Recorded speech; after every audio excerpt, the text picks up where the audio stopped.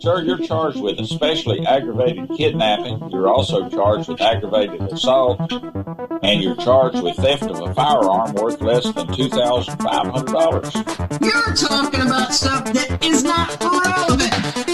Hello and welcome to the Court of Public Opinion. I am the Recovery Addict, and boy, do I have a case for you today. Why is the dog chewing on this guy? I think they have got the wrong guy there. They got the wrong guy, and the dog was biting him. He roughened him up quite a bit. There's a lawsuit. This is the next search on February 28, 2020, 7:44 p.m. How, does the FBI find people, and people misspelled P-E-O-O-P-L-E. Did the defendant find out how the FBI finds people in this case? Oh, she found out. I object. All right, sorry about that. It took just a minute to reset my system. A little bit longer than I expected. We are back. We're back. We're going to return. We're going to return right away back to the trial we just barely left. I just had to make a quick change. Rianne K. Congratulations, you're first in chat. Internet's all yours. It's working now, so don't break it. My camera reset. The darkness, like the whole system. I'll get that tuned up again. But in the meantime, we're going to jump right back over into the trial. If you give me just 1 second. No switcher connected.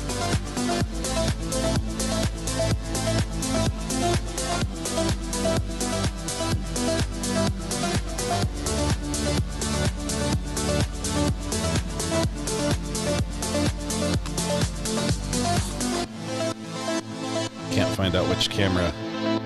Can't see where the camera is. But anyway, we'll get it sorted out. Let's jump over to court, which should be working properly. Listen carefully. Each case takes many hours.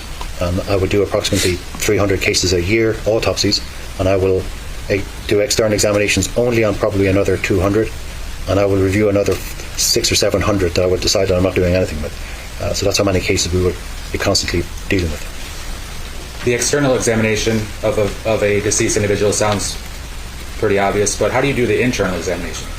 The internal examination it's an intrusive procedure, and we're aware of that. That's why we don't make the decision lightly. It requires that we have to open the body. You have to open the chest, the abdomen, the head, look into the pelvis, which is part of the abdomen examination.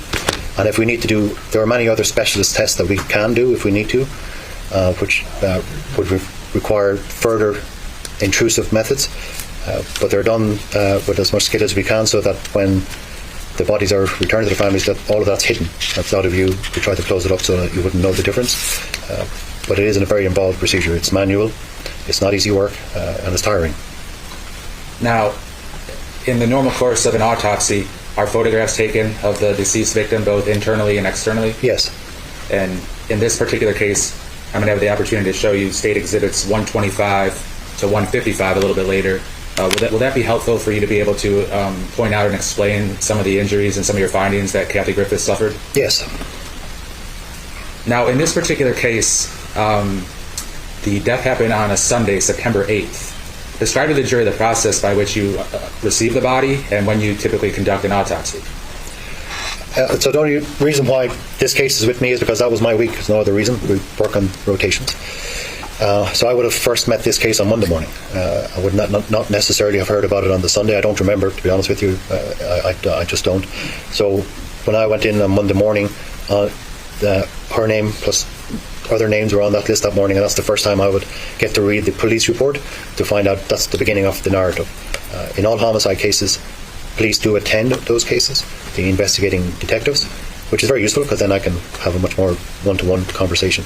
So that's where I would have got my information. Do you work for the State Attorney's Office? Do you work for me? I do not. Do you work for law enforcement? I do not. Who do you work for? I work for the public. All right, Dr. Garvin, the autopsy that you performed on Catherine Griffith, describe to the jury a little bit about the room or operating location where you do your autopsy. So our autopsy suite is it's a custom-built place. It's got two stations where we can conduct our examinations. We tend to use one. It's an open. It's no different from an operating area. We don't have to have the high clean room specifications of an operating theatre, but it's no different. There's a table and there's ventilation and there's instruments and they're all laid out and so on and so forth. So it would look quite similar to an operating table.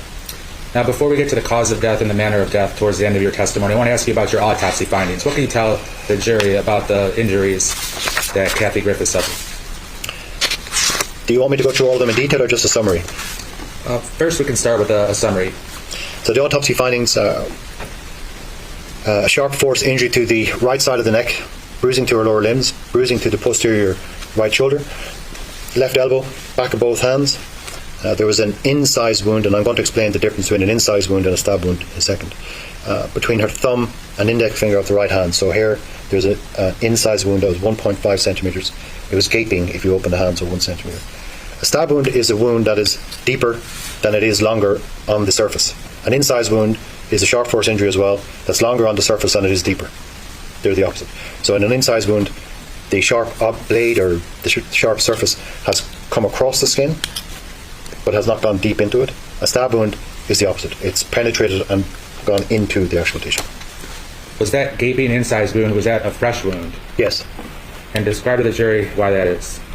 Because there's no evidence of healing. It's gaping, it's opened, and dry blood in it. Now, is that gaping incised wound consistent with being a defensive wound? It's possible that, defensive wounds are, so that's a term that's used, and I know it's thrown around a lot.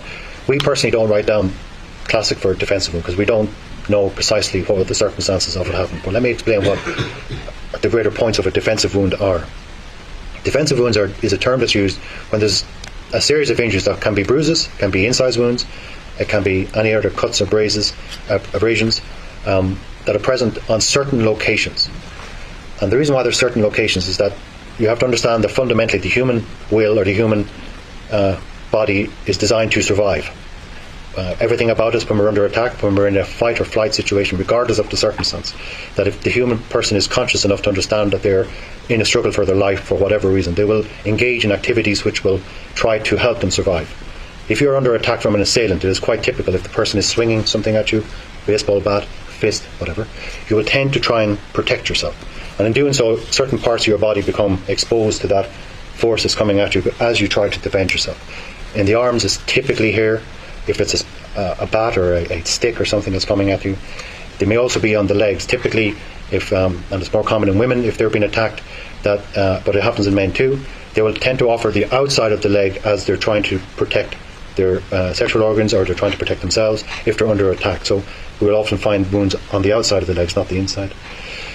In knife injuries, when someone is under attack where there's a knife or a sharp implement involved, it's common that the person, unfortunately, mistakenly, will try to grab that knife thinking that this is somehow going to be of help to them. It isn't really, generally, but in doing so, if they grab that blade and then that blade is pulled, you'll often find incised wounds across the palm of the hand, or it can be here, depending on how the knife is grabbed.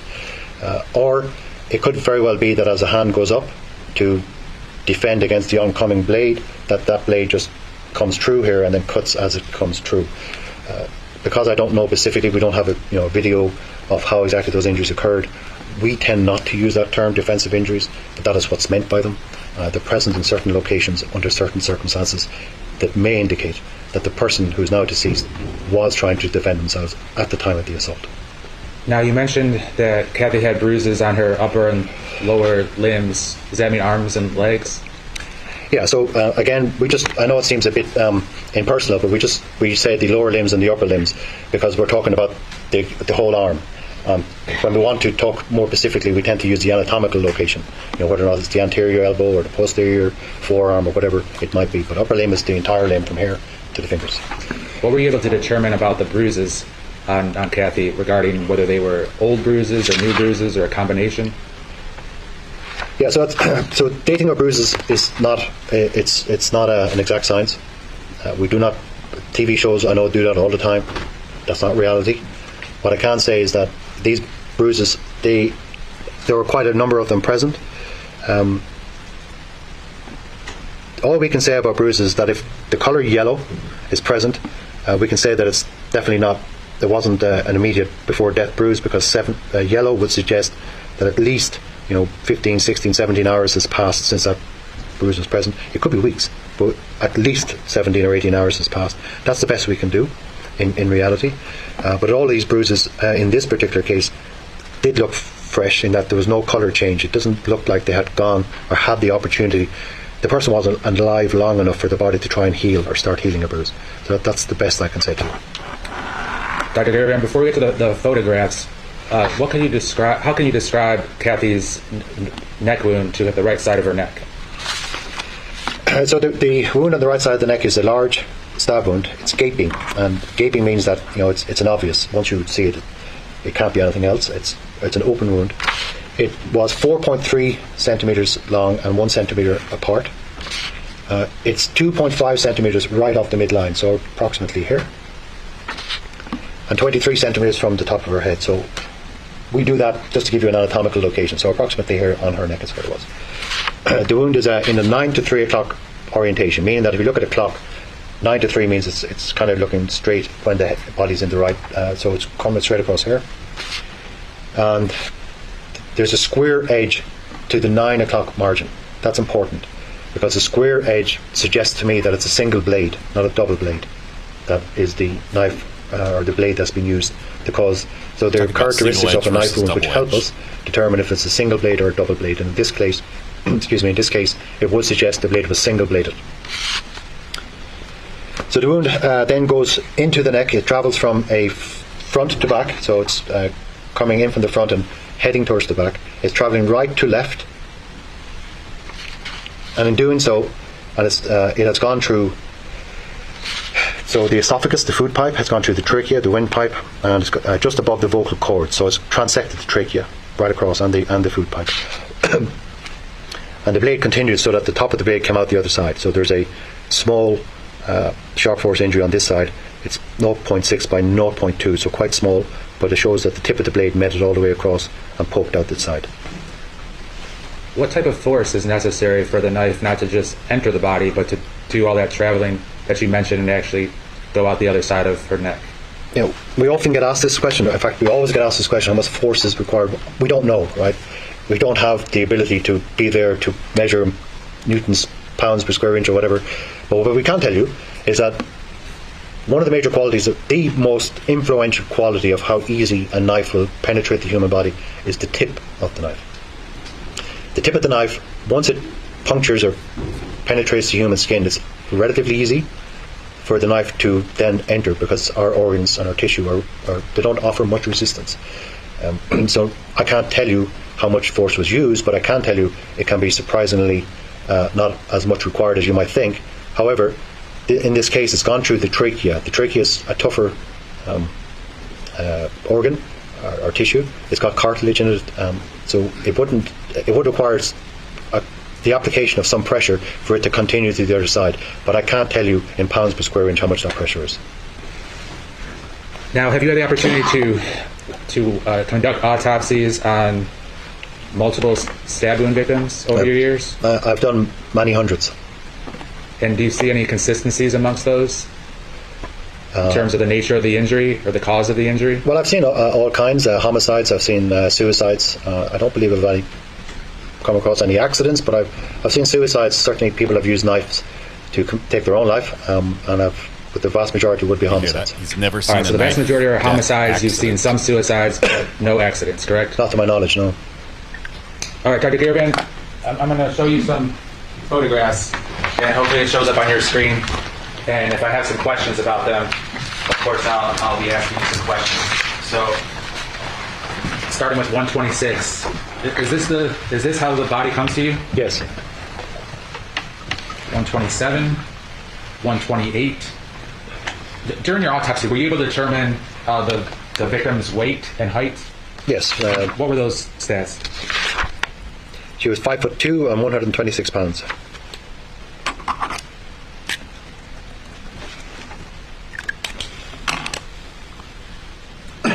Is that a picture of the stab wound?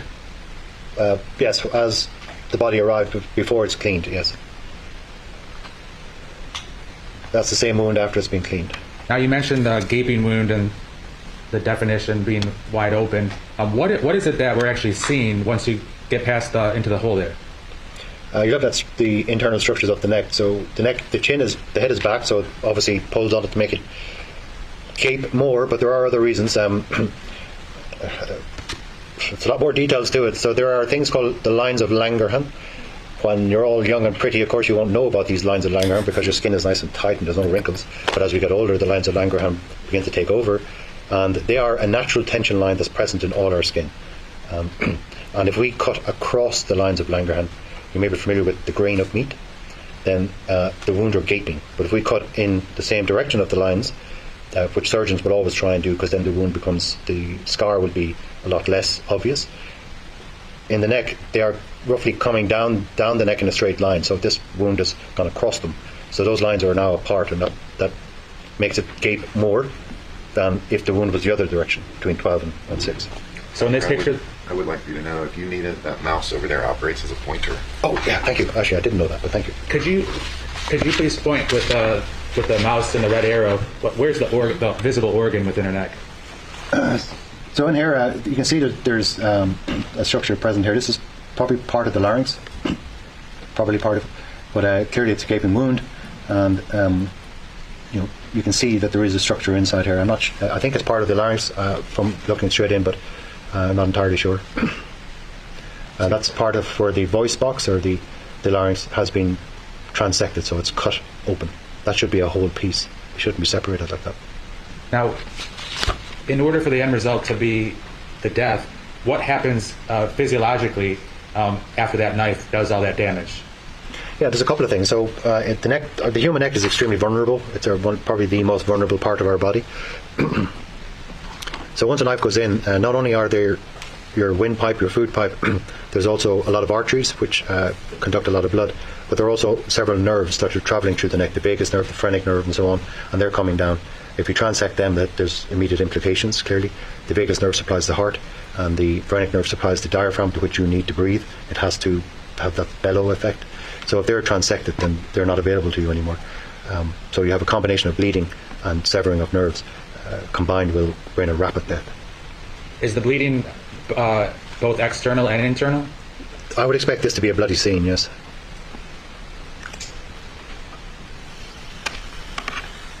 (132). Is there any different parts of the organ visible in this picture? No. All right, now we continue 133. What's that there? So that's the exit of the tip of the knife. So the tip of the knife has come all the way across the neck and has poked out here.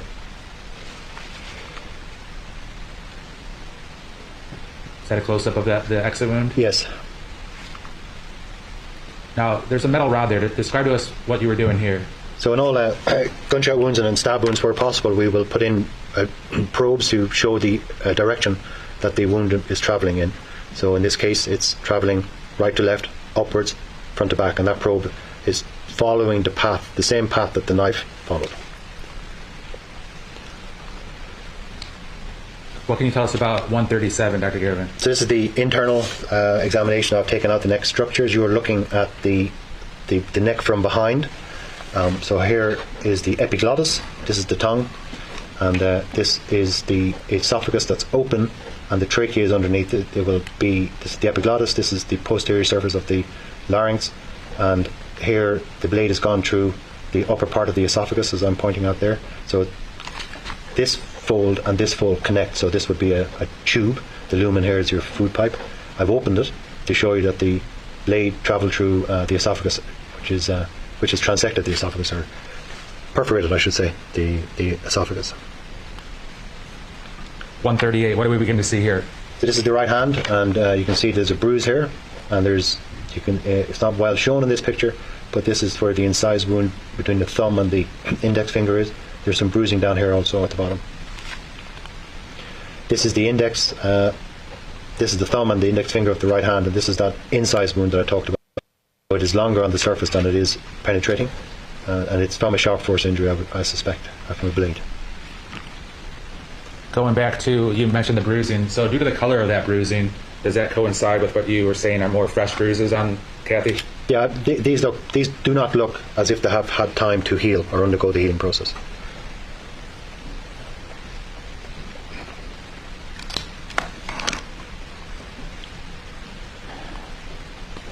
All right, what can you tell us about 141, Doctor? This is her left upper arm, and there's some bruising here, there's some bruising on the elbows. These are abrasions, but they are not injuries. These are post-mortem. There are differences. They happen after death, and it's got to do with many other things, but they're commonly often misinterpreted as injuries. They are not, due to their yellow, parchment-like colour. And I can appreciate if you don't see it, but there are actually small veins running through the bottom there, and that's quintessential of post-mortem, not an injury. But there are injuries, and the injuries are here, the elbow, and up here just at the biceps, and down here. Continue on with the close-up, and we continue with some additional photos. Now we have 143. What appears to be on the wrist area and the hand? Yeah, so this is the left. It looks like the left upper arm. So there's that bicep bruise, and this is heavy enough bruising present on the posterior wrist and hand. Some small bruising here also. Is that another view of it, different angle? Yeah, and there's also just another bruise there on the back of the little finger. That's the left hand also, and the left arm, and there's some bruising here. Can bruising be caused by if somebody grabs somebody real tightly? Bruises, by definition, it's better to just go with the definition, and then you can work it out thereafter. So in our forensic pathology, a bruise is where blood has escaped into the soft tissue due to blunt force trauma, not due to a sharp force injury, not due to a bullet wound. It's due to blunt force trauma. What the blunt force trauma is can be a whole range of things. It could be grabbing, it could be punching, it could be falling, it could be kicking, but it's blunt force trauma. All right. Yes, I'm going to show you the knife that was collected at the scene here while he's talking. This is the other arm. That's the right arm. There's a bruise. It's 12 inches long across the triceps here. So when he's talking about a single-edged knife, it's got one sharp edge and a square back side. I think that's the right hand. It is, yeah. And there's some bruising there on the back of it, and up here on the back of the index finger of the right hand. That's a small abrasion, minor abrasion on the right shin by the look. Yes, the right shin. You can see bruising here at the back of the left. This is the left calf. There's some bruising here on the anterior shin. Here. This is an abrasion along here. So an abrasion is just for your definition. So a bruising is the escape of blood into surrounding tissue. An abrasion is due to blunt force trauma, but is confined to the epidermis. So the outer layer of skin is the epidermis. So as something rubs across that for whatever reason, blunt force, comes across the skin and pulls or rips or tears that epidermis, that's an abrasion. Okay, and they're only due to blunt force trauma typically. And the last few photographs, Doctor? This is an abrasion, but I suspect that's post-mortem. I would not probably call that an injury. That's an injury. That's an abrasion. That's a skipped-like abrasion, incomplete abrasion. So something, whatever has caused this, either it has skipped along the skin, or it itself was not fully in contact with the skin as it was rubbed across the skin, causing the abrasion.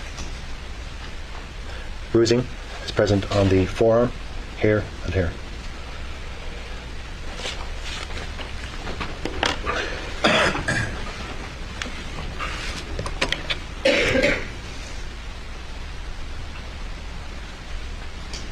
Now, from your conducting the autopsy and your training and experience, what was the cause of death?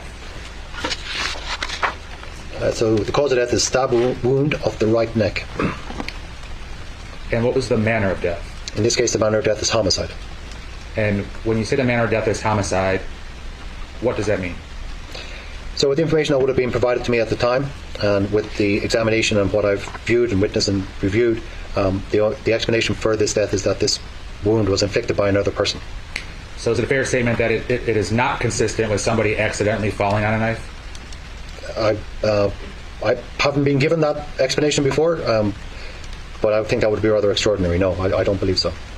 So your end result was that the manner of death was a homicide, a killing caused by somebody else, correct? Correct, yeah. All right, Dr. Garavan, I have no further questions. All right, cross-examination.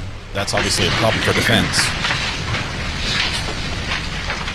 Because that's their story. Good morning, Dr. Because she fell on it. Dr. Garavan, I want to talk about injuries that can result from mutual combat or a fight where two people are mutually involved in a struggle, whatever. They can be very messy, correct?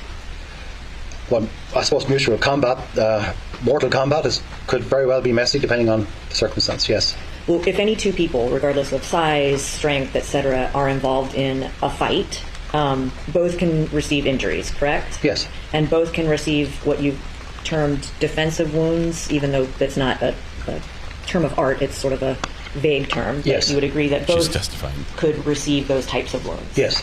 And you would agree that both could also suffer offensive wounds in such mutual combat? Yes.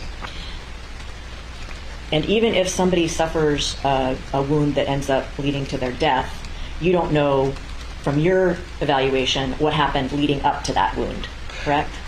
So depending on the information provided by police, so I am given some information, but it depends in each case. Sometimes we know nothing, but in this case I knew something. Right, and then the information that you get from police is their interpretation of things, correct? Yeah, I rely upon them. That's how it works. I rely on the information they give me. Yes, that's correct. And so if they don't give you all of the information that they have, then you might be lacking some critical piece of information in making your determination. I'd be very disappointed if that happened, but yes, you are technically correct if I'm not given all the information. It's typing like crazy. Do you also look at media accounts of what allegedly occurred? I do not watch the news. I have no media. I have no social media. God, no, I have better things to do with my time. So this is a weird question then. Why does the medical examiner's file in this case contain multiple media reports? The secretaries in the office will do that as part of the thing, but I only saw them yesterday for the first time, and I don't read them. But it's common practice around the world. I've been in other offices. People do that, but it's nothing got to do with me. Okay, just checking. Yeah. But basically, you cannot say what happened in the kitchen where Catherine Griffith suffered this wound, can you? Well, I can certainly say that she suffered a fatal stab wound or has suffered fatal injuries, and based on the information provided to me at the time, that the most likely determination excuse me, is that she's died from the action of another person, therefore a homicide. But you can't say, for example, whether Catherine Griffith attacked the other person with a knife first, right? No. Okay.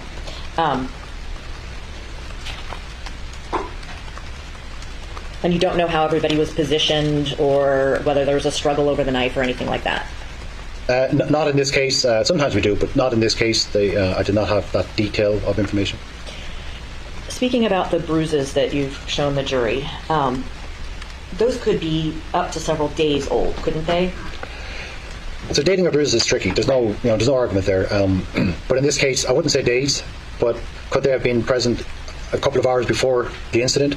I can't tell you. Okay. And bruises such as we saw on the photos could happen from somebody bumping into something?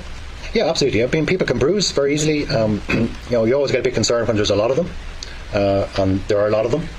And I wasn't provided with an explanation other than a confrontation that might provide an explanation for them. What about from doing innocuous activities like housework or things like that? Also, yeah, it's entirely possible, and again, you would take that into account if it's as you are now, and that's perfectly fine. And yes, people can get bruises doing innocuous things, but the thing about innocuous things is that they tend to be very few bruises. They tend to be confined to one particular place depending on what they were doing, and in this case there's a lot of bruises and they're in a lot of locations. So if you can give me the innocuous thing they were doing, I would consider it, but otherwise for me it more likely than not would be better explained being received during a confrontation. A confrontation that could have been mutual combat? Yeah, absolutely, a violent confrontation for whatever reason. Can you say whether somebody who has rheumatoid arthritis might bruise more easily than someone who doesn't? It's not something I'm aware of as being a thing, but if they're taking if they're on a lot of steroids as part of the treatment, people on steroids do bruise easier. Was there any way for you to determine whether Catherine Griffith was taking steroids for rheumatoid arthritis? So I wasn't aware that she was taking steroids, wasn't asked about that, and even if it was, the test for steroids is extraordinarily difficult. There are very few places in the world that do it, and even if you do it and you find steroids is present and you know she's taking it, I haven't proved anything. So if somebody tells me she's taking it, that's fine, but I wasn't told that. Right, and I'm not suggesting that that's something that you normally would have been aware of, given the fact that the autopsy happened the day after she died and you spoke with law enforcement, not family members, right? Correct. Right. I'm just asking about that possibility. Sure, yeah. In your training and experience, have you ever observed bruises that are clearly made from say, a hand or fingers. Yes. So if somebody's grabbing somebody's arm, yes, like I'm showing, so fingers around the arm, you would expect to see bruising that resembles the shape of the fingers. It can do. They have a name. They're called discoid bruises, meaning looks like the pads of your finger. It can happen, and certainly I have seen them, particularly in young women that have died by strangulation. You can see, not in every case, but you can see the hallmarks of what looked like fingertips or somebody was grabbed by the neck by their fingers. It's also possible that if a person is strong enough and the other person is small enough, you can get similar discoid-like bruises. There's nothing about the bruise that screams at you, this is a fingertip. But what you can do is that if somebody says, could that be a fingertip? Then you can say, yes, that could be a fingertip. Did you notice any of those types of bruises on Catherine Griffith? Nothing that would have jumped out at me as specifically that. Yeah. You've mentioned that the neck is a particularly vulnerable spot on the human body. There was no bone involved in this stab wound, was there? It did not go through the cervical spine, no. Okay, so it went through soft tissue, basically. Soft tissue and trachea, which is cartilage. It's a little firmer, but yeah, it's not a whole lot, but it's a little firmer. And so far as you know, there was no clothing or any object over the Catherine Griffith's neck to also provide, say, a layer of protection beyond her own skin. I'm not aware if there was. Yeah, I didn't see any. I wasn't told about it. You mentioned that the cartilage is a little bit tougher than some of the other soft tissue that the knife went through. And maybe this is crazy, but explain what a tracheotomy is. So tracheotomy, you're talking about in emergency situations. I'm not trying to be facetious, but a cricot-tracheotomy, a cricothoracic tracheotomy. If you're in an emergency situation, the person's airway is compromised for whatever reason, a crushing injury or something is blocking the airway, and you need to get air into the airway, so you bypass the blockage.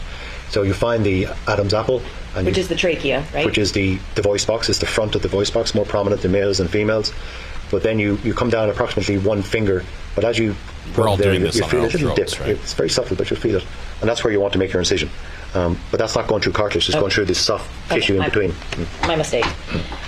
You mentioned in your direct testimony that you can't say with any certainty what level of force was necessary to make this wound.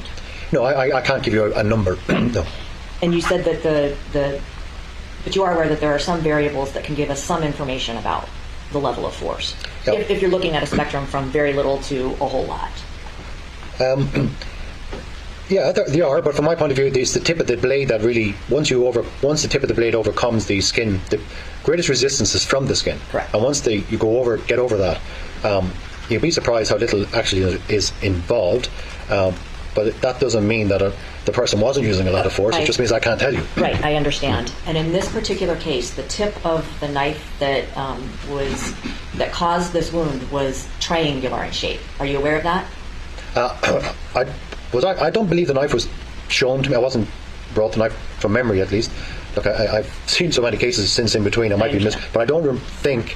But I think I may have seen a photograph of the knife. So is it your understanding that it was a triangular tip? Yeah, like a typical kitchen large carving knife, I guess is what I would call it. Yeah. And would you agree that that type of tip is actually, geometrically speaking, is the easiest to penetrate the skin with? Yeah, so that's a sharp tip. And that once it penetrates the skin, you don't anticipate much more force being required for it to continue in. I want to ask you a question about the toxicology in this case. I know you personally did not perform the toxicology tests, but you received the results of the toxicology tests on Catherine Griffith's blood, right? Yes, correct. We take the samples, they're sent to a toxicology laboratory. It's a whole different world. They live in a different place, but they're the ones who do the testing. It's up to us to do the interpretation. Right, and in this particular case, while you didn't find that the toxicology results contributed to Catherine Griffith's death, there were some drugs in her system that you were at least concerned enough to note in your report, right? Yeah, I wouldn't say I'd use the word concern. I'm kind of obligated to tell the truth, and if they're in the report, I've got to report that. I can't hide it. But there were 2 drugs present, that is correct. Okay, what were the drugs? One drug is called alprazolam, you might know it as Xanax, and the other drug is amphetamine. Okay, tell the jury about alprazolam. So I'm sure I'd be surprised if you haven't heard about Xanax. It's a drug which is is widely abused by many people, but it's a legitimate drug. It's prescribed. Typically, it's a belong to a class of drugs similar to Valium. It's a benzodiazepine, and it's used typically for anxiety. People who are prone to anxiety or have anxiety. It can be used for other reasons, but that's the main reason. People who who have symptoms or signs of anxiety. There might be, heartbeat, racing heartbeat, chest palpitations, whatever the case may be, not sleeping well. Typically, Xanax can be prescribed for that. As far as some of the side effects that could occur from alprazolam, do some of those side effects, although they might be rare, include racing thoughts? Yeah, it's like any drug. No drug is perfect. Some drugs, they can have strange side effects. It's true. Can Xanax cause the opposite almost of what it's designed to do? Like any drug, that can happen. It would be very rare, but it can happen. What about agitation? Can Xanax cause agitation? Oddly enough, it's paradoxical. It's given for agitation, so why would it be causing that? In very rare cases, it's been known to happen. And what about risk-taking behavior? Can it also cause that? Risk-taking behavior. What do you mean by risk-taking behavior? That's just what the literature said. That's the term I'm asking about. And it can be interpreted many different ways. Yeah, it can. Yeah. It is a drug. It is a drug that's commonly abused, I suppose. So if people are using it in an abusive manner, that's not the medical reason why they were taking it or the reason why they're prescribed it. So I'm not sure what risk-taking behavior is, but it can be abused or misused. You have no idea whether Catherine Griffith had a valid prescription for Xanax. I do not. The amount that was in her blood could have been well above a therapeutic dose that a doctor would prescribe, correct? Tricky one to answer, because Xanax is, like most other benzodiazepines, is a drug that's subject to what's called tolerance. What does that mean? Simply put, if any of you drink alcohol, you probably noticed that the first time you drank alcohol it had a certain effect on you, but as you continue to drink and get older, you seem to need more of the alcohol to get the same effect. That's tolerance. So you need more of the drug for it to do the same thing. Xanax is certainly prone to that. So looking at a blood level in a post-mortem setting doesn't tell you a lot about whether that person was taking too much or it's had an effect on them, or this could be her normal. This could be just the amount she needs to have to be on a steady keel. Maybe it was a lot higher in the day. This is just a snapshot of what we caught. There's also another reason to make it complicated for you. I mean, it does take a while to get through all of this. There's a thing called post-mortem redistribution, okay, and that is a circumstance where if you take a certain drug or certain drugs for long enough in your life, you would think that they go in, circulate around your blood, and then the body gets rid of them. Not true. Right? If you take certain drugs long enough, the body goes in, circulate around the blood, and then there's part of them are stored, sequestered, like a jury is sequestered in a room, and they're not available to the body, but they've dissolved in the fatty tissues, or they've dissolved in other compartments of our body, which is water, fat, protein, and so on. And then after death, when you die, those stores are released and they go back into the blood. Some of them do. So sometimes the blood result you're looking at is actually higher than it would have been when she was alive, or anybody was alive. So it's another factor we have to take into account, and Xanax is one of those drugs. So depending on how long and how much she was taken, this 27 could be a little higher than what it would have been at the time of her death. But in any event, it is not at a level that would concern me that it participated in her death, that it would have impaired her beyond some extraordinary means. It's almost, if you're doing enough of these cases long enough, 27 is not high, and it wouldn't concern me personally. Okay. But it could be above a therapeutic dose that a doctor prescribed to her. Yeah, so again, for the same reason I've just explained, therapeutic, we can't use the terms therapeutic because we're not dealing with a therapeutic situation because it's post-mortem.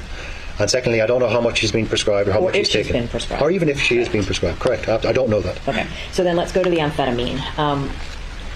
What is amphetamine? So amphetamine is a stimulant drug.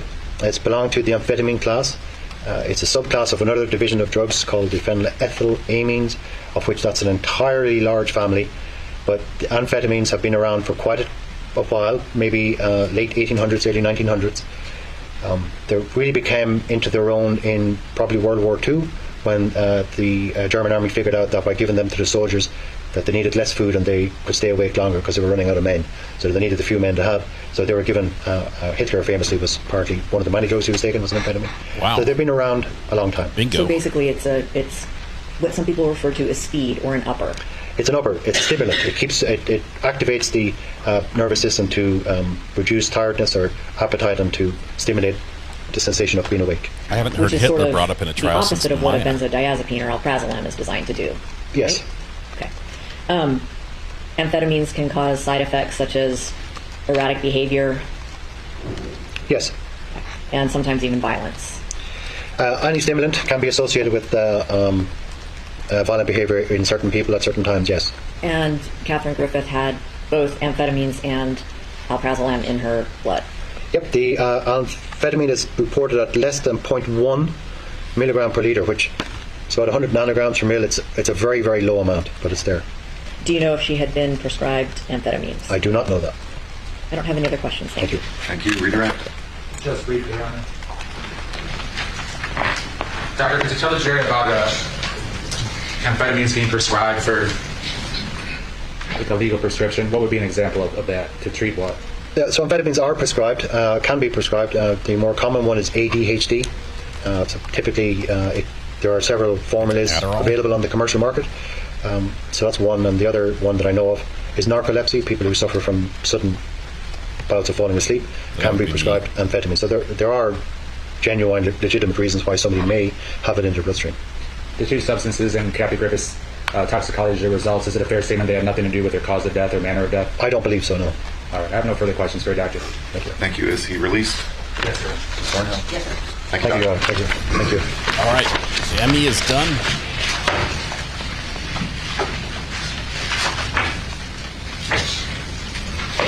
Trying to get caught up here on today's testimony.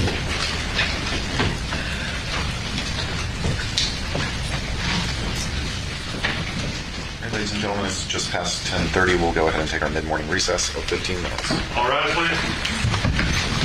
We are going to skip the recess because we had recess before. Hang on. Do they have a talk here? One second. Yeah. So that will not. They have a talk. Thank you for the break, Mr. Levine. Your Honor, I have the next witness is going to be Robert Volantis.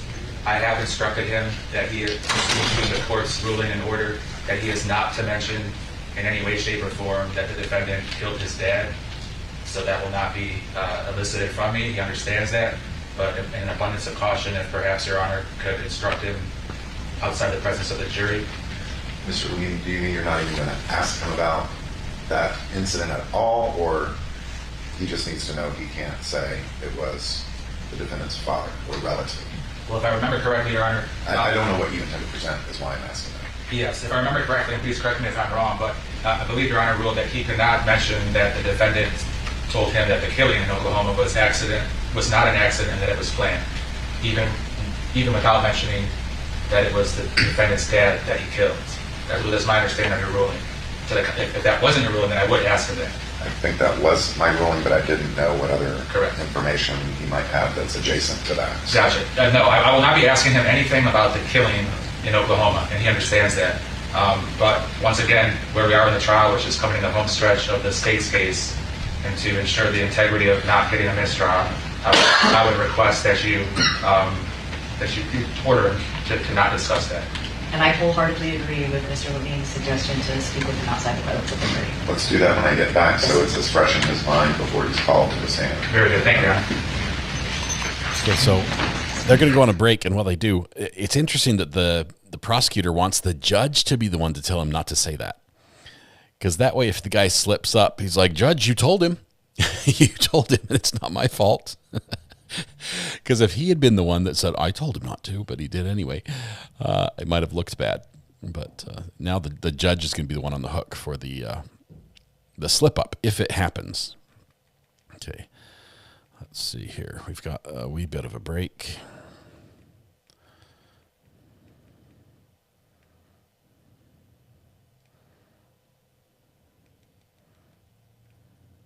Let's see what happens here. Hang on a second.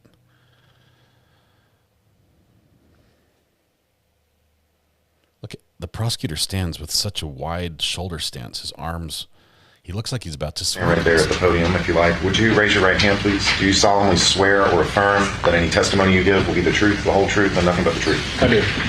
All right. You are Robert Volantis, correct? Yes, Judge. All right, Mr. Volantis, the parties have asked me to speak with you a moment to make sure you understand the limits of your testimony.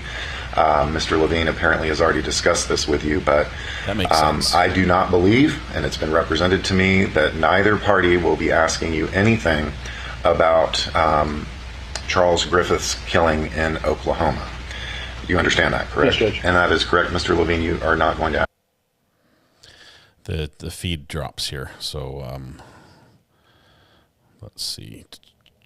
Waiting for it to come back.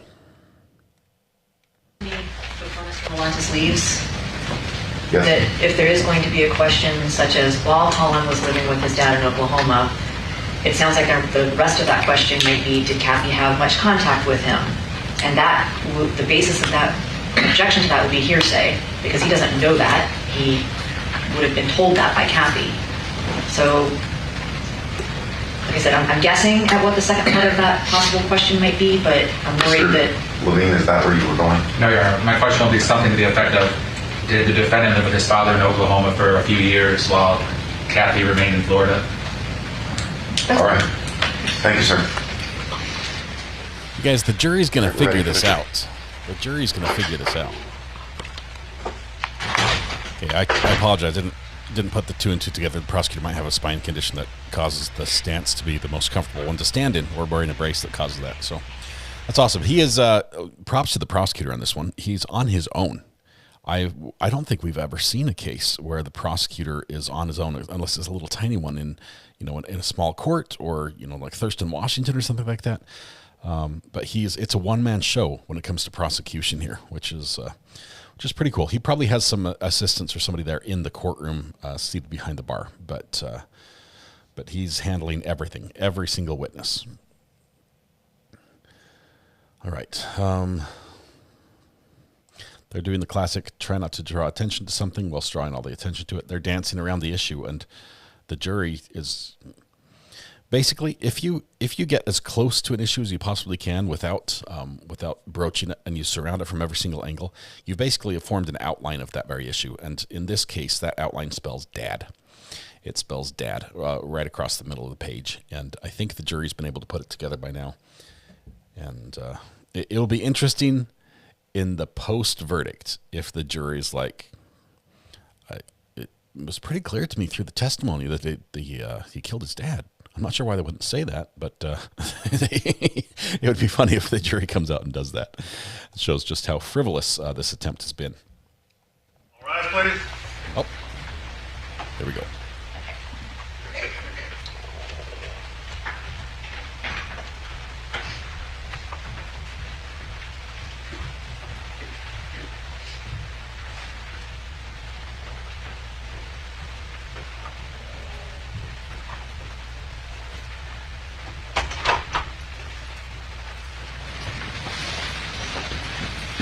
You may be seated.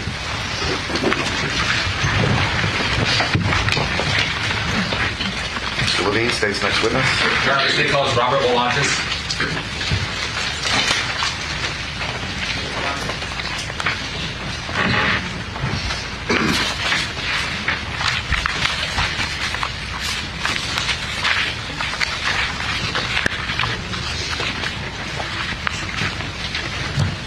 Stand this way, please.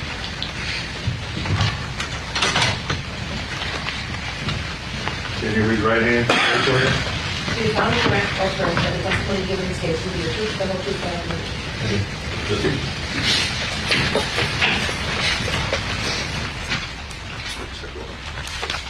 Good morning, sir. Good morning, Judge. Mr. Levine. Thank you, Your Honor. Good morning, Mr. Wolantis. May you please introduce yourself to the jury and spell your name for the record? Good morning, ladies and gentlemen of the jury. My name is Robert Wolantis. Robert, R-O-B-E-R-T, Wolantis, W-A-L-A-N-T-A-S. And he got hung up. Let's see if we get this fixed.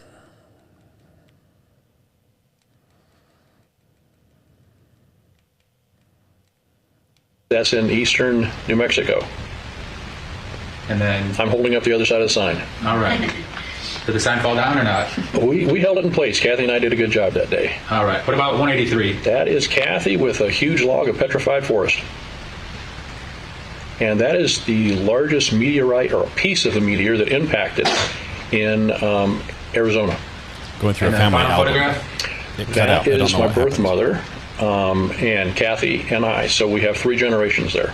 That was for her 90th birthday. All right, now, Mr. Lantis, when the defendant moved back to Florida to live with Kathy, was Kathy happy about that? She was thrilled. Now, during the time period when, like, since then, when he moved back to Florida and lived with her, did she try to make up for lost time? She did. And what were some of the activities that she and your grandson would do?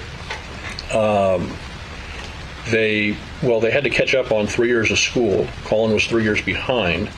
And then they also caught up on the 4th year. So he got 4 years of education done in a single year. That's a huge accomplishment. They went to Australia, Central America, the Caribbean. She wanted to give him... Now, Mr. Volantis, what was your daughter's profession? She was a teacher. And what subject matter did she teach? Mainly English, but she would do other humanities as well. Now, tell briefly to the jury about your relationship with your grandson. Did you have a relationship with the defendant? We would talk on the phone, but I'm not a helicopter parent. I was there to support him and to support Kathy and to love them and be there for them. Based upon your personal observations, did it appear that the defendant trusted you and would talk to you and confide in you about certain things, grandfather, grandson topics? Yes. Did there come a time when the defendant said something to you that was very disturbing to you? Yes. Tell the jury about what the defendant said to you. My grandson was very aggravated at his grandmother and his mother. He said, "I am so tired of these 2 bitches. I'm disgusted." He said, "My mom, I keep thinking over and over, I want to slit her throat. I want her to bleed out. I want to smell the blood. I want to feel the blood. I want to feel the life and the blood leaving her body." Now, when he said that, what went through your mind? I needed to take a deep breath and do what I could to discourage that thought, because thoughts become words, words become actions. What did you say to him in response? I said, "Collin, I love you, buddy, but you can't have those kinds of thoughts and focus on them and then speak them, because you will cause them to become reality. Please think positive things about your mom, about yourself, and about a good future together." Now, at any point, did you warn your daughter about what the defendant was wanting to do to her? I did, but I did not use the exact words because there was so much malice. Objection, Judge.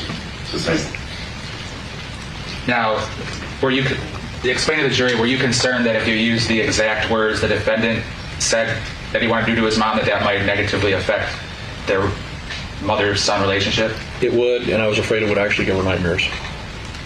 Did you tell her a clean version or a more vanilla version, if you will? Yes, I did. What was her response?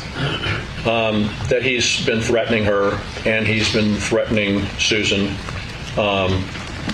multiple times with killing both of them. Now, knowing that, though, did she still want him in the household and want him to keep having the relationship with him? Yes.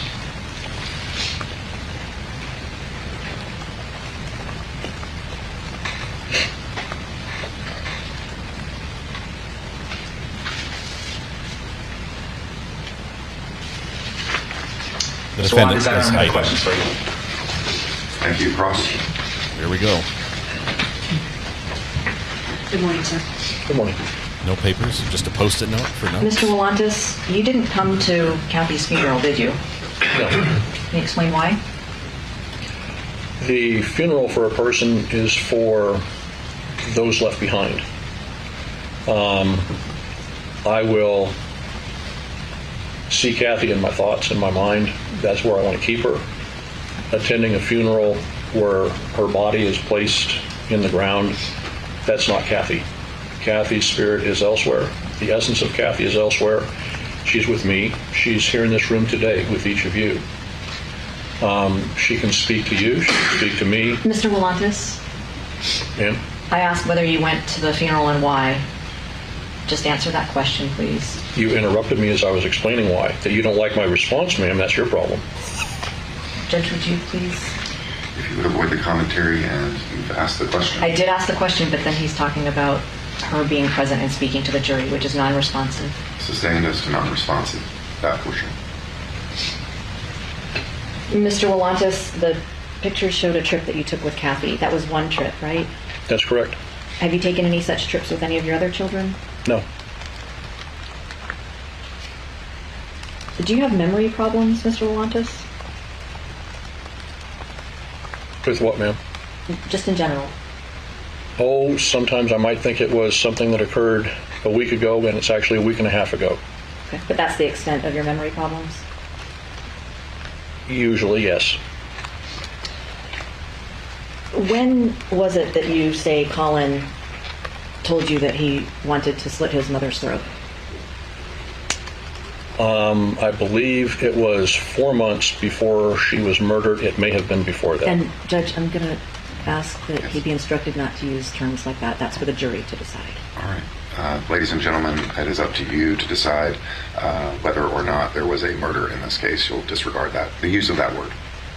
Mr. Willantis, please tell us the month, if you remember, that Collin supposedly told you the things that you've shared with the jury today. May. May of what year? 2024. Okay. And how did he tell you? Was it over the phone or by text? Over the phone. Okay. And what's your phone number? 505-867-5309. Would you shut the feed off, please, for just a moment?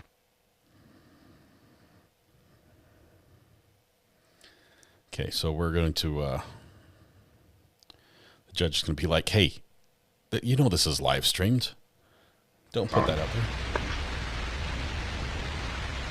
It's all right. Mr. Willantis, do you have any other phone numbers that Collin would have talked to you on? No.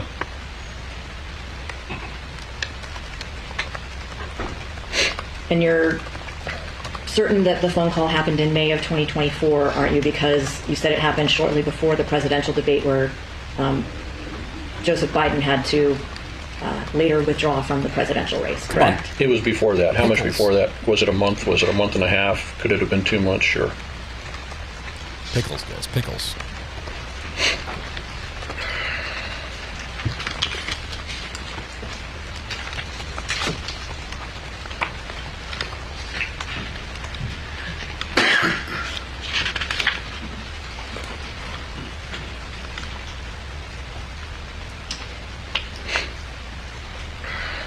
You came to court here in Florida back on January 14th of 2025, correct? Yes. And you rose your right hand, swore to tell the truth? Ooh, yes. Impeachment? Do you remember being asked this question and giving this answer? Question. Now, did your grandson, Collin Griffith, then at some later time make some very disturbing statements to you about what he wanted to do to your daughter, his mom? Answer. A few weeks before the disappointing presidential debate in June, which we can all snicker about, Collin was telling me, and then it goes on to repeat what you said earlier, but yes, you remember saying it was a few weeks before the debate? Yes.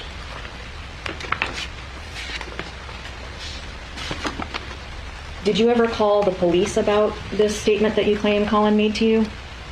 I called the police here, yes. Oh, I meant at the time that he made it to you, so in May of 2024, or a few weeks before the debate. No. Let's talk about your call to the police in September of 2024.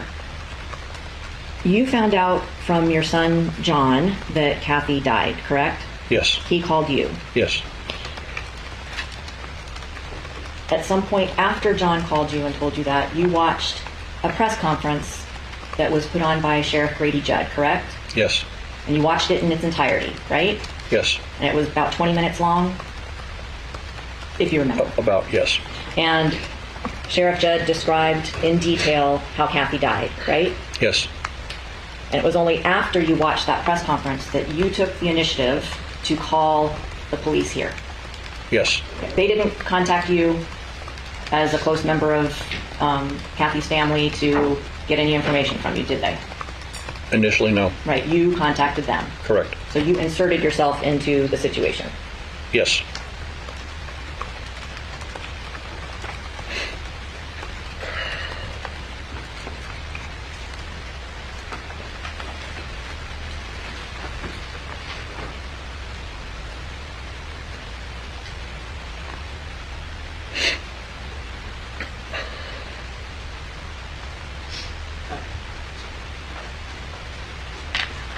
Oh, I know what I was going to ask. Sorry.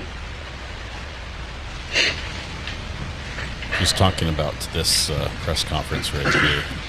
Mr. Wallantis, how often would you say that you talk to your grandson Collin on the phone? I don't know, somewhere between once a week, every 2 weeks. For what period of weeks. time? It's up to him. No, I mean, up until when? Like over the months since he had been living in Florida with his mom? Every week, every 2 weeks from... Things dramatically decreased after we spoke at that time. Okay. So you say that it decreased after you spoke with him in probably May of 2024 and he made this supposed statement to you? Yes. Did you text with him still or no? There may have been some. I don't recall every text, every phone call exactly. So, Mr. Wallantis, can you explain why in Collin's phone records there are a total of 3 phone calls between you two from mid-2023 till September of 2024? Yes, I can explain why. Okay. Why? Well, there's Collin's phone. Collin had an initial phone that his mom got for him. Then he got another phone number. And then often when Kathy would talk, she would then hand her phone to Collin, and we talked from there. So you have 3 different phones. Oh, do you know what phone you talked to him on every week up until September of 2024? On my phone. I know that much. Which one? He was using. He was on one of the 3. But only 3 calls on the phone that we are all aware of. No, there's 3 phones, ma'am, not just one. The records we have. Sorry. How do you know what the records? Sustained. And you said that there may have been some text messages. So the text messages that are shown by the records indicate that there have been no text messages between you and Collin since Father's Day of 2023 when he texted you Happy Father's Day. Does that make sense? Most everything was phone calls. There were some texts since then between one of the 2 of Collin's phones. Do you know where Collin kept this mysterious other phone? I don't know about a mysterious phone, ma'am. I said there were 2 different phones he had. He had one phone number, and then he got another phone number. And that was something that he and Kathy arranged. And this is something that Kathy told you? No. He had one phone number, and I put it in for Collin Griffith. Then he told me that he had another phone number. His mom got him a different phone. So I put that phone number in, and then Kathy's phone, so that's the 3 phones. I don't have any other questions.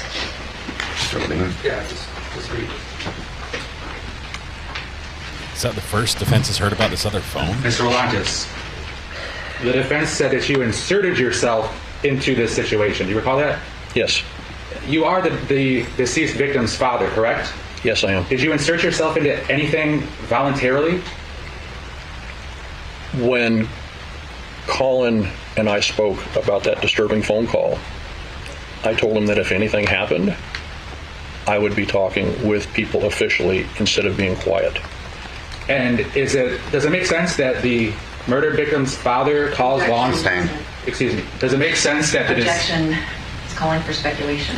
Let me hear the question. Don't answer the question until I say so. Yes, sir. Did it make sense that the deceased victim's father would contact law enforcement with important information as you did? Sustained. That's for the jury to decide, Mr. Levine. Now, he gets the question. When you called law enforcement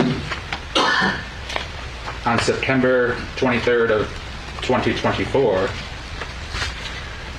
you told law enforcement the disturbing violent statement that the defendant made, correct? I did. I have nothing further. Thank you. Is the witness released? He is, Your Honor. Ms. Thornhill? I have no problem with it being released. Thank you, sir. Thank you, Judge. Wow. A little bit of spice there. Didn't like any of his answers. Mr. Levine, is there a witness that we can call up before a reasonable lunch hour? Your Honor, there's going to be a witness from out of county that's available at 1 o'clock. The only witness for today is Detective Peters, which will be lengthy testimony. All right.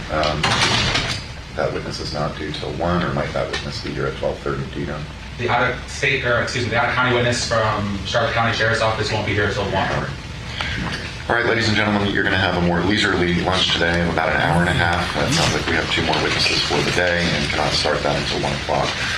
So please enjoy your lunch and leave your notepads in the chair. It occurred to me, by the way, yesterday that I think I forgot to tell you during the preliminary instructions, in case you're worried about it. No one's ever going to read your notes, including me.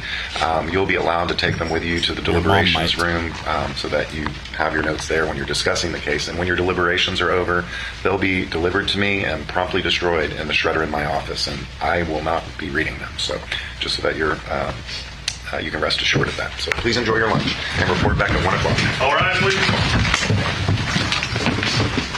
All right, we're going to fast forward through lunch. It's an hour and a half long, and we're going to be caught up. We've got a couple more witnesses this afternoon. I ate at the desk. I don't know what you guys are doing for lunch. I had a couple pumpkin chocolate chip muffins, and we're going to call that good. But might need a break here soon, though. All right, we're back on the record. Mr. Griffith is present with both lawyers. Mr. Wadeen is here for the state counsel. Lieutenant Weger of the court security has something to report, and then I'll ask you how you want it addressed. Good afternoon. We had 2 jurors have the situation at separate times with allied staff members at the entrance. One stated that the allied staff member made a comment to the effect of, not verbatim, but luckily you're not in the trial with the kid that killed his mom. And then another juror had apparently the same individual said, yeah, you guys are in that mock trial, right? It's already going on. But she didn't understand what he meant, and I don't either. But either way, there were 2 comments made to 2 different jurors. Mr. Wadeen. I don't request anything, Your Honor. Ms. Thornhill. Based on what Lieutenant Weger has said, it sounds like it's nothing additional from what they already know. I guess we could ask the jurors exactly what they heard and if it affected how they felt about the case. Which jurors are in, Mr. Griffith? Do you know? I'll have to. All right, if you could get their names and then just bring the first one in. This is off the record. See, here it is. Kind of. But that's okay. Here I was feeling confident that we'd made it past the cost of this trial. I'm still confident. Go. It went no further than that. Yeah, it sounds okay, but she's like, knock on wood. I can let you know that that individual will not be working at the courthouse at any point from this point forward. So I can tell you, and all of the other allied staff are being given very strict reminders. They have already been trained that they are not to discuss, but we are reminding all of them and doing strict. But that individual person will not be working at the courthouse anymore going forward. Thank you for that reassurance. I believe when they say allied staff, I think they hire out for rent-a-cop to run security. your chair back there. If you have like a smaller one. Yeah. I think that's the case. Rent-a-cop security at the doors, running the metal detectors and everything. But they gone. They gone. Apparently it won't be an issue, but still, seriously. Got to do better than that. Okay, jury's going to be coming in. It looks like we get to move on. That was a rookie mistake. Employee of the courthouse. Yeah, it's a cushy gig. Could you cut the audio feed, please? Okay. So what's happening right now is the jury is going to be talked to figure out if exactly what they heard and what happened.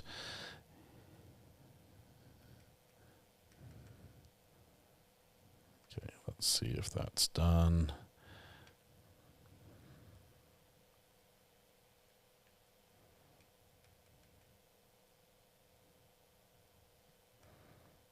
Break. It was a nothing burger, but as soon as I started skipping ahead fast, it started again. So just 1 second. There we go. Yes, this is a red Solo Cup shirt. All right, we're back on the record. Mr. Griffith is present with both lawyers. Mr. Wadeen is here for the state counsel. Lieutenant Weger of the court security has something to report, and then wait, I just rewound. Good afternoon. We had 2 jurors have the situation at separate times with allied staff members at the entrance. I rewound on accident, so hold on just 1 second. Thought I went too far. Judge is still talking to the jury, and... If you got a nice long lunch, I want to ask before...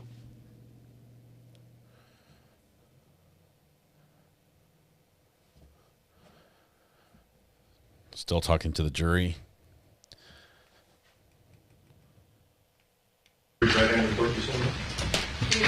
New witness. They killed the audio, so we couldn't hear anything.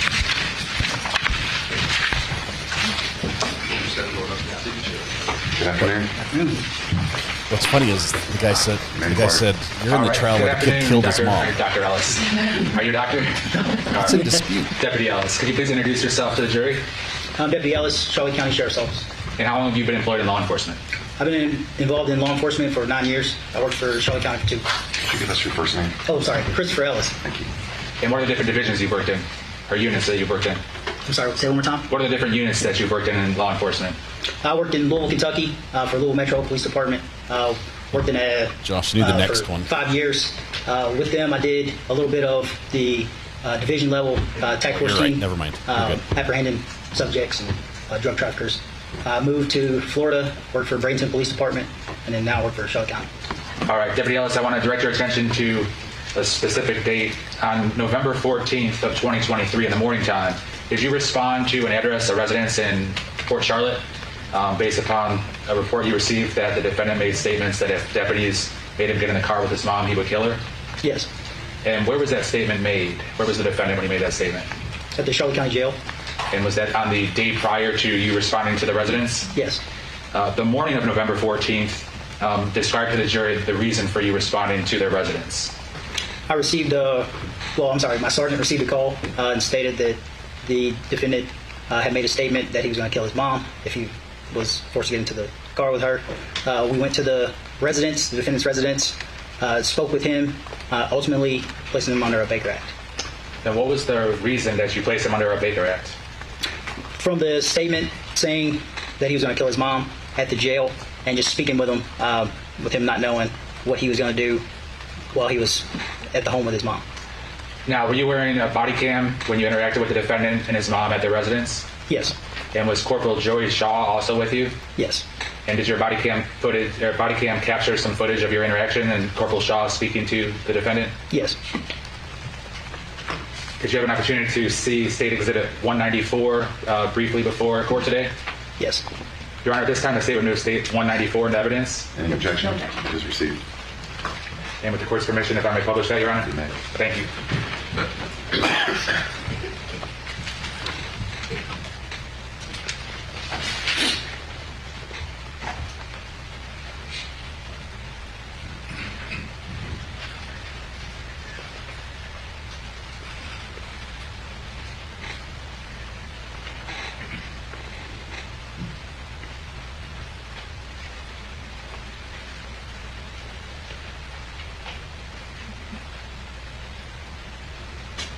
John, there should be a book. John.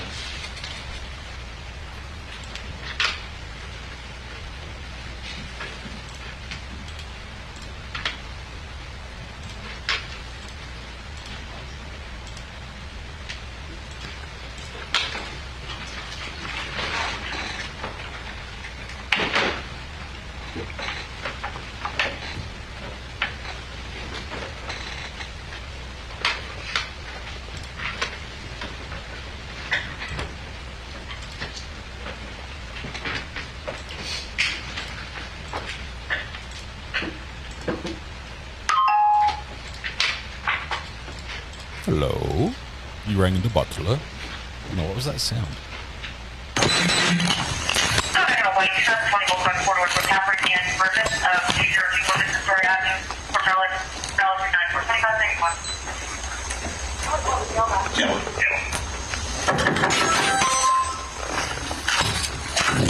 Hey, somebody, man. Hello? Hello. Hey, how you guys doing? Good. Is Collin home? Yeah, you guys can come on in. He's doing 80 marches. He's not a happy camper right now. You can put your parts and belts on. What's up, man? What are you doing? He's doing standing marches as a form of discipline ever since he got home. I have that right there recording it so you can see everything. I'm sorry? Do what? Just saying, marching being recorded. That's fine. As soon as he got home, I had to start doing standing marches. Is it working? I mean, beat the shit out of me last night, so. Right. This is his form of discipline for. That's something for us to decide. Okay. Can we?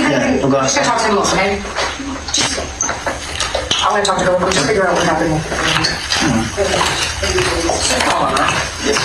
What's going on?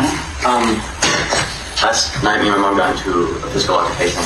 I got arrested for domestic battery, but when it comes to judge today, I have right to public defender, and see how that goes.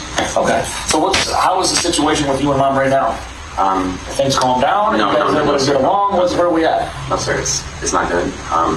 She thinks that I beat out of her. I don't. She thinks that I'm like psychotic, like literally a psychopath, sociopath, something like that. I don't know exactly where she's at. She thinks I'm going to kill her. I want to kill her, but I want to beat the shit out of her.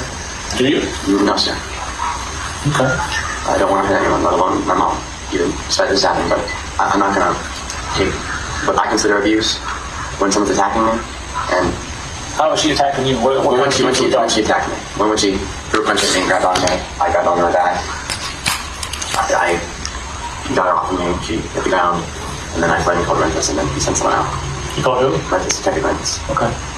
So basically what we came back is when the jail was releasing you to your mom this morning, was there anything said then? Yeah, I said that I didn't really feel safe there with myself and with her, and that I didn't know what was going to happen. I didn't know what was going to happen. As far as what? Her attacking or her doing something to herself or me. Okay, what about you doing something to her? Are you able to control yourself? I'm in a constant state of fight or flight, and I don't know. If I think she's going to do something, even if she's not, I might act. I'm not going to go crazy or anything, but I'm not sure, honestly. Okay. You're not sure if you're going to hurt your mom? Only if she tries to hurt me. Okay. Did you make any statements saying that you were going to kill your mom if you got in the car with her? No, I'm trying to figure out why we would have a corporal at the jail that took you out, that dropped you off with your mom and telling us that you said, don't put me in the car with her, I'm going to kill her. Yeah. Was that said? I did not say I was going to kill her. I did not say kill. I don't know why he sent me back here. I asked him not to, but he said he didn't like my attitude and that I had to just look. He sent me back. But his words, not mine. So he says the corporal was We're lying. trying to figure out, we just want to make sure we do everything we can to prevent anything happening. Sir, given the situation, I don't think that we should be in the same house at all.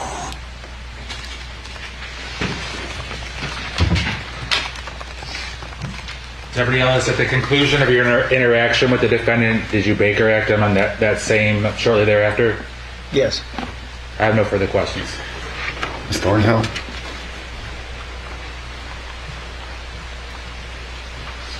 That's right. How long had Collin been home from the jail when you all arrived at the house? I have no idea. You don't know when the sergeant from the jail called to make this report? No, ma'am. I just received the information from my sergeant. So he could have been home for hours by the time you got there. Possible. When you first walked in to the home, Collin was standing with two weights over his head and doing marching in place, correct? Just one. Just one weight? Yes, ma'am. Okay, sorry, one weight. And Kathy Griffith had indicated to you that she had been making him do that since he got home from the jail, right? Yes, ma'am. If Collin had wanted to kill her, unprovoked, unattacked, he could have hit her in the head with that weight that he was holding over his head, couldn't he? It's possible. He could have done something while they were driving home in the car together, right? Possible. But he didn't do any of those things that you're aware of. Yes, ma'am. And he told you repeatedly that he didn't want to do anything to his mom, but that if she attacked him or if she came at him, that he would do something in response to her attacking him, right? Yes, ma'am. Redirect. Deputy Ellis, would it be smart to murder someone in a house that's got video cameras in every room? No. I don't have anything further here. Is the witness released? Yes, sir. Ms. Thornhill? Yes. Thank you, sir. Sir. All right, we're going to speed it back up for the last witness. I think we got one more witness. Next witness. Your Honor, the state calls Detective Danny Peters at the Polk County Sheriff's Office.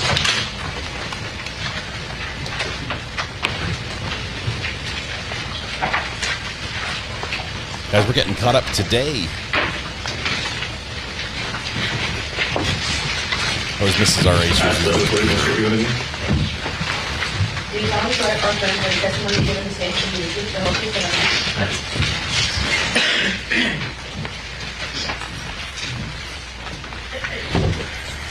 Hello again. Hello, sir.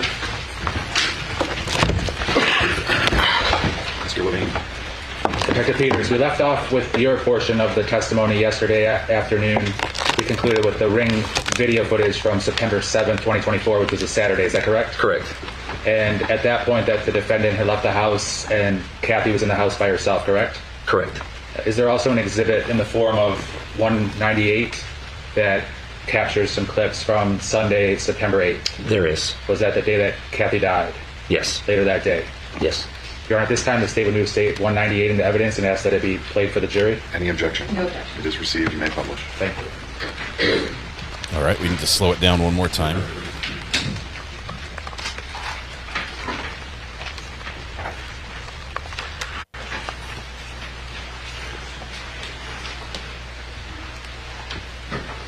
I need a macro to slow down things.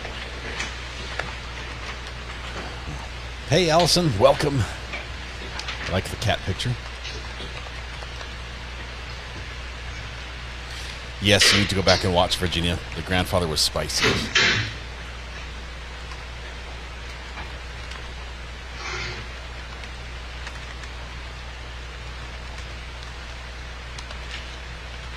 Is this clip at least from the early morning hours of Sunday, September 8th? Yes.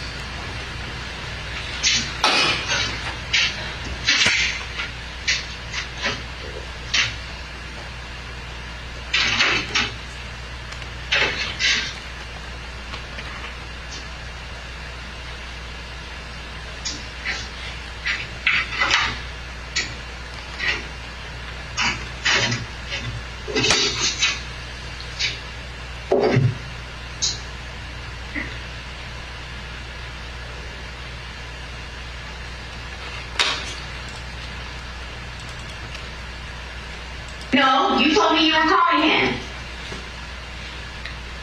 You told me you were going to get your neighbor over there, or I'm sending the police. Do you want the police to go?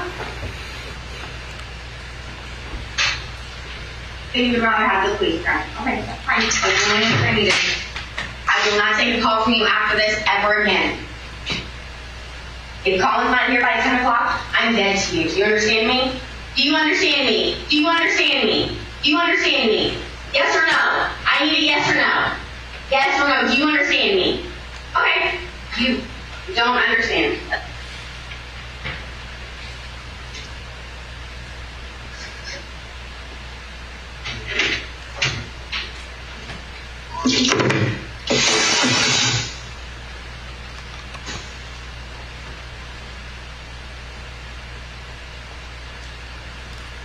Got your captions back. If Collin's not here by 10 o'clock, you're dead to me, she said. I don't know who she's on the phone with. Was that her mom?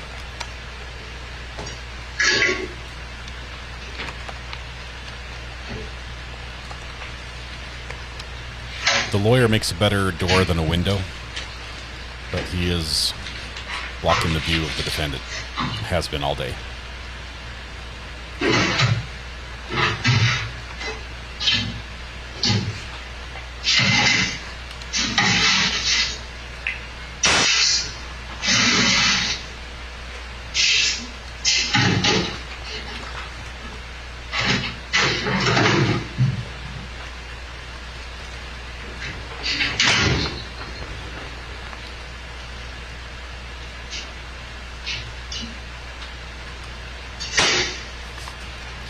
He was hired because he has the broadest shoulders and can sit still.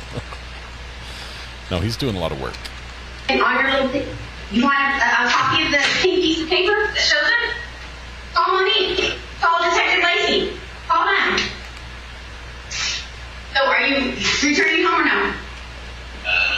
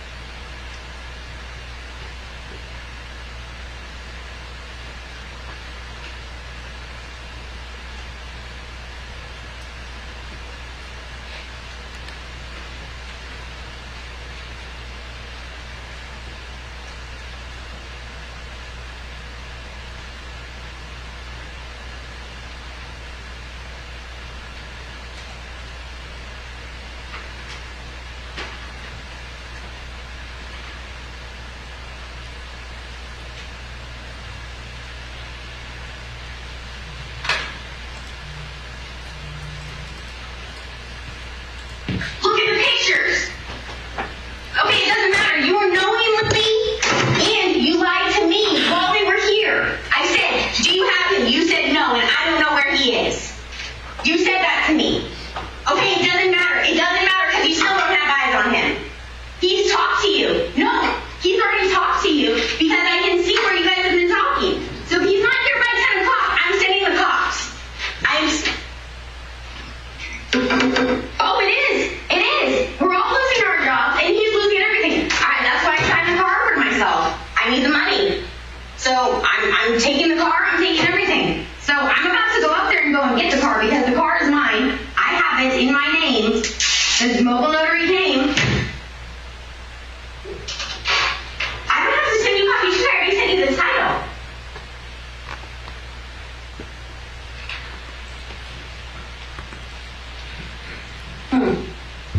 I already sent you a picture of the title, and you already saw what it looked like, so I'm not going to sit here. Okay, then you please go back through the pictures, because you also said you don't have the pink picture that shows it. You also said that you don't show the call records and that you believe Collin, even though he's there at your house. So you're illegally the wall. Tell him your house, and then he has to go back home. Is that correct? No, I'm asking you a specific question. Have you told him he needs to go back to this house? No. Did you tell him he needs to be back home to this house by 10 a.m.? And he needs to vacate your house if he does not have permission to be at your home? No. That's what I told him. Okay. Okay, and that's not what he did. He called me and he said,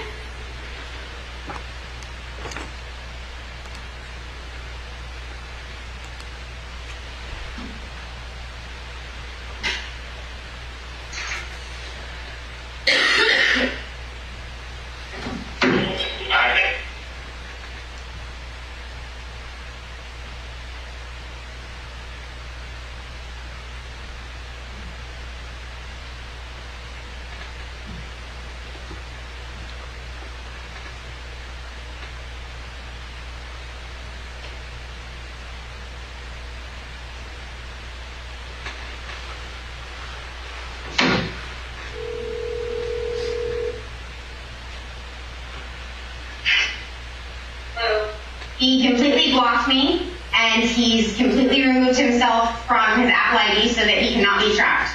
So, right on that.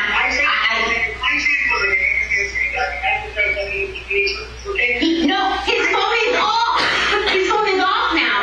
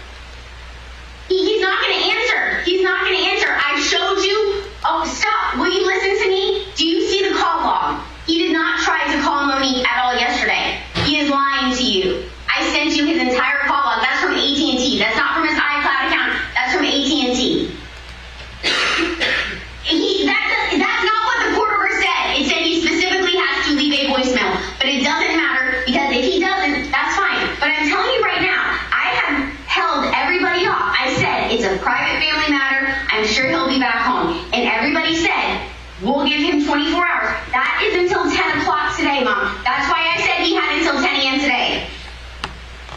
Mom, it doesn't matter. They gave me until 10 a.m. The police.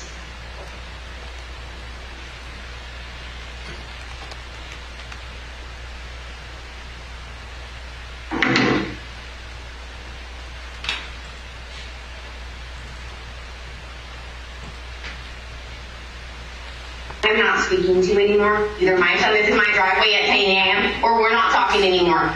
Okay, that's fine. You don't want to talk to me? That's fine. Goodbye.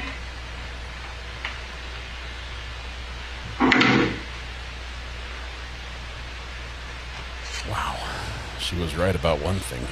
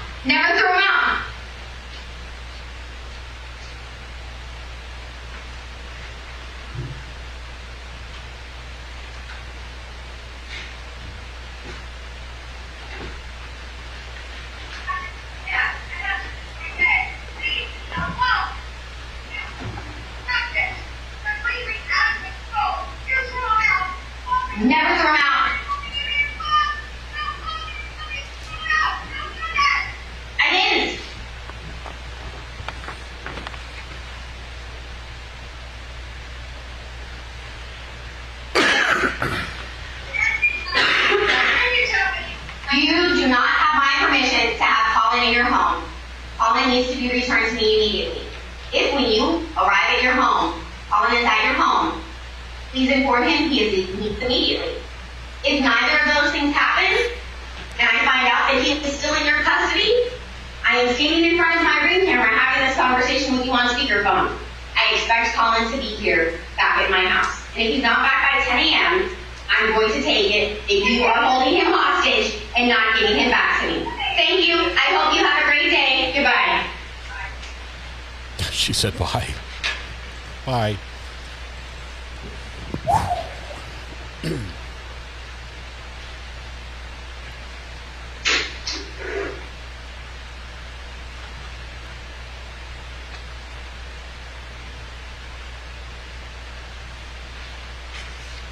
It seems pretty bad, but from what we could hear of the conversation, it was similar on both sides.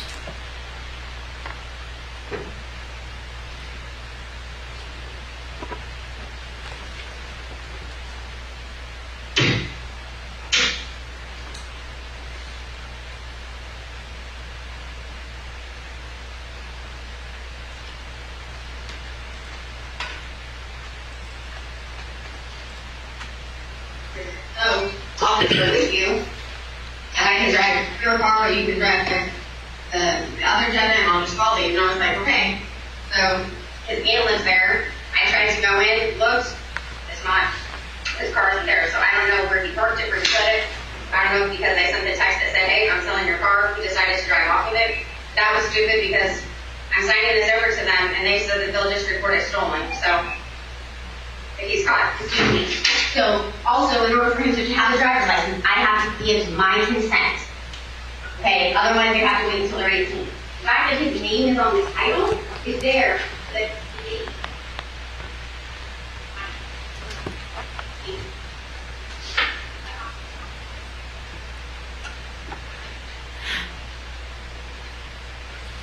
This is all the time on her Ring cameras leading up to her going to her grandma's house to pick him up. Sorry, to his grandma's house, her mom's house.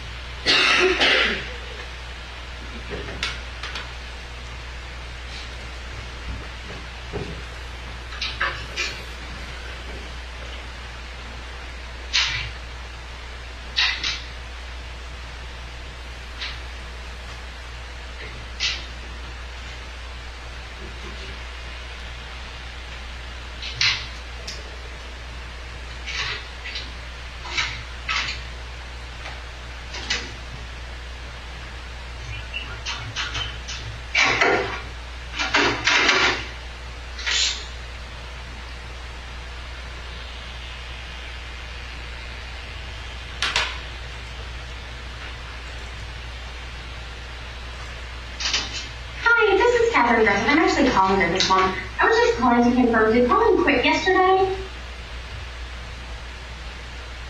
Collin Griffith, yeah. When he called in, I know he didn't show up to work yesterday. Did he quit yesterday as well? I just need to know.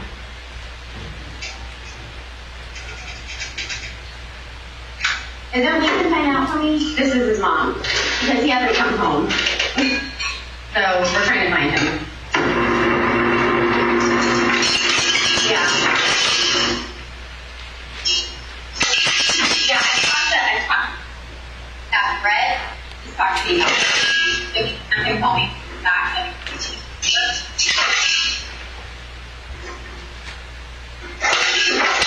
Okay. Yeah, I need to know Collin told him that he was quitting or what he said. Collin is missing and hasn't been home in almost 24 hours. Okay, thank you. Thank you.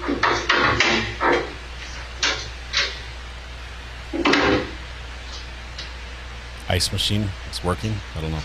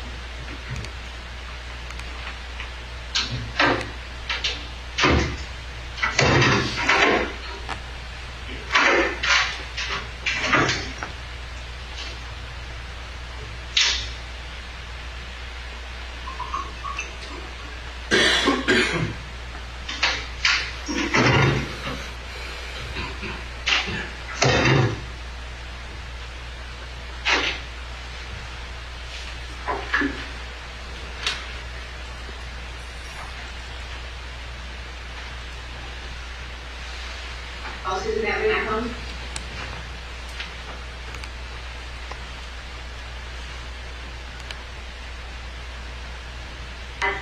This term turn on. But you won't, and that's the problem. He's had it turned on Do Not Disturb. He called me at 7:32 this morning and talked to me for 56 seconds and told me I was a crazy psychotic bitch and he wasn't leaving and that he was going to stay there with Mama and that that's not a violation of his probation. I sent him a picture. Like, if he's sending you all these things, did he send you the pink picture that I sent to him that shows specifically, like, the pink sheet of paper they gave me that says he can leave the county to go visit his grandma? But it doesn't say he can leave the county to go visit his grandma. And that's what he thinks it means. And he thinks it means without my permission, he can just leave and go and do that. Oh, yeah, it's not good.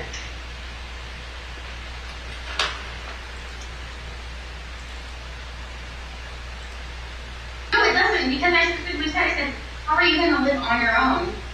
No, right. He even told our girls, no, I'm not leaving when I turn 18. You and I both know. Yes, I'm to leave. This is all. I guess I don't, my seat. If you tell me, just sit back and stay with your mom. You'll sit in your seat. There you go.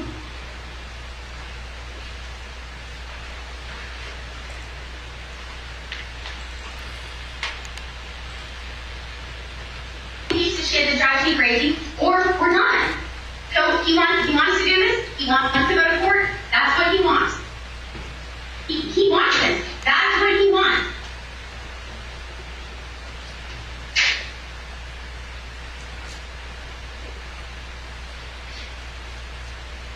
Iris, thank you for gifting the membership. I didn't change my phone. No, I changed the voicemail to say that nobody could call me. That was all I did. No, Mom, you're a fucking moron. My phone was never disconnected because if you would have tried to send a text, it would have showed you that it would have gone through. I went onto YouTube, pressed play for the I needed to go from the house. We already didn't show up to work yesterday, and instead, want to know where he went? The movies. I'll show you the receipt. He went to the movie theater. And you know what he's been doing all day while he's at your house? Because it's showing up every time he takes a screenshot of it on his iCloud account. He's playing video games, killing people. And I send those screenshots to you. So tell me how he's better off at your house where he's killing people, pretend, and making fun of it, and kidnapping them, and having them tied to little chairs while he tortures them and kills them with other people in this little game scenario that he has. I sent you pictures of the screenshots where they're... I'm calling you right now.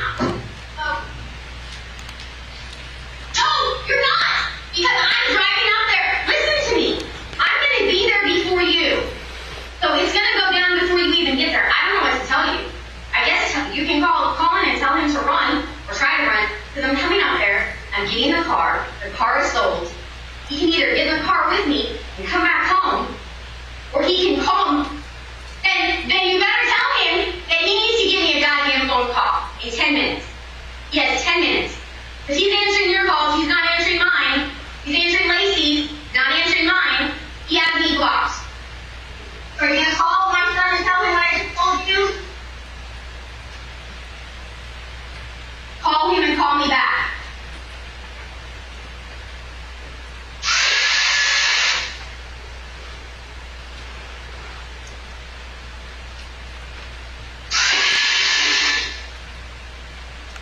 It's either the world's fastest vacuum.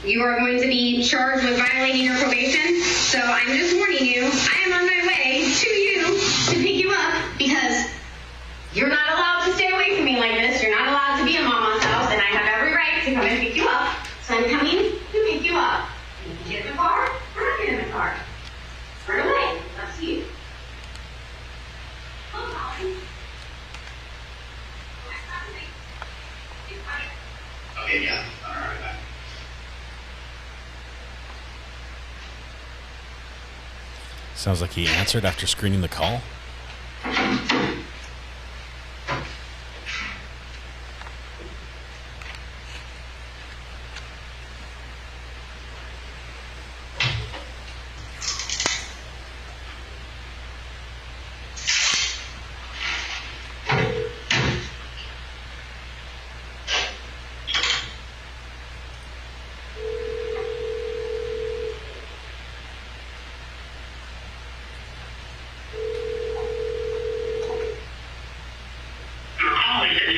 everybody.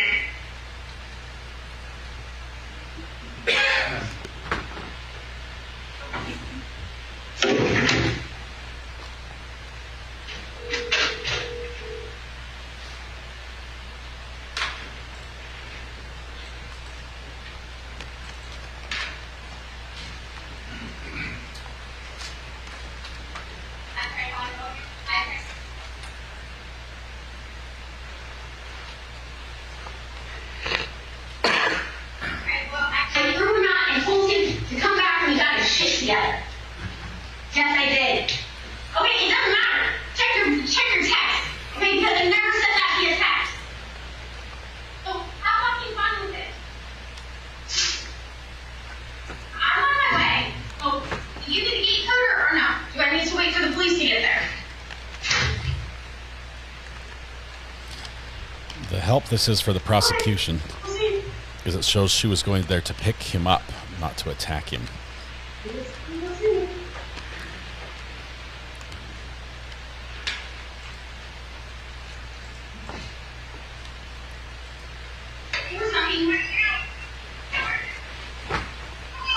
It actually is less. Go ahead. He has work from 4:30 to 8 today. 4:30 to 8:30. So, yeah.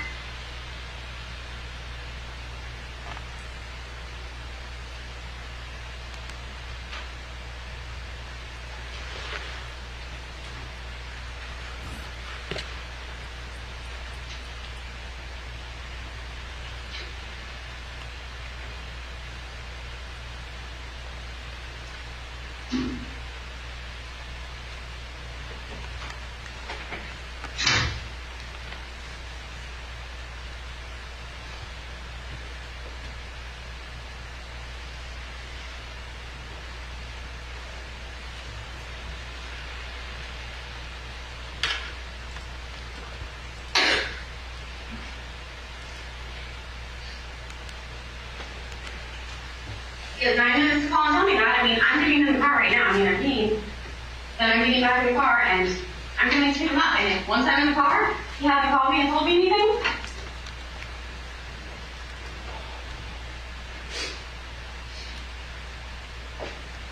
But that's not how it works because he still has to go see Monique. And he sends Monique an email saying that he knows he violated his probation. You have, and it's 2:53. It's less than 7 minutes. Goodbye.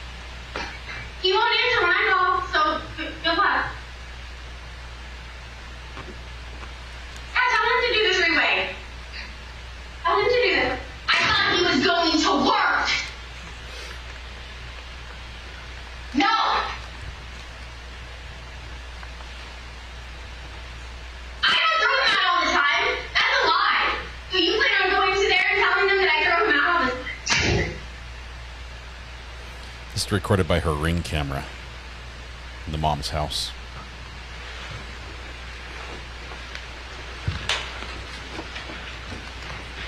Danny, he killed his dad. Whether it's murder or not will be determined by a court eventually.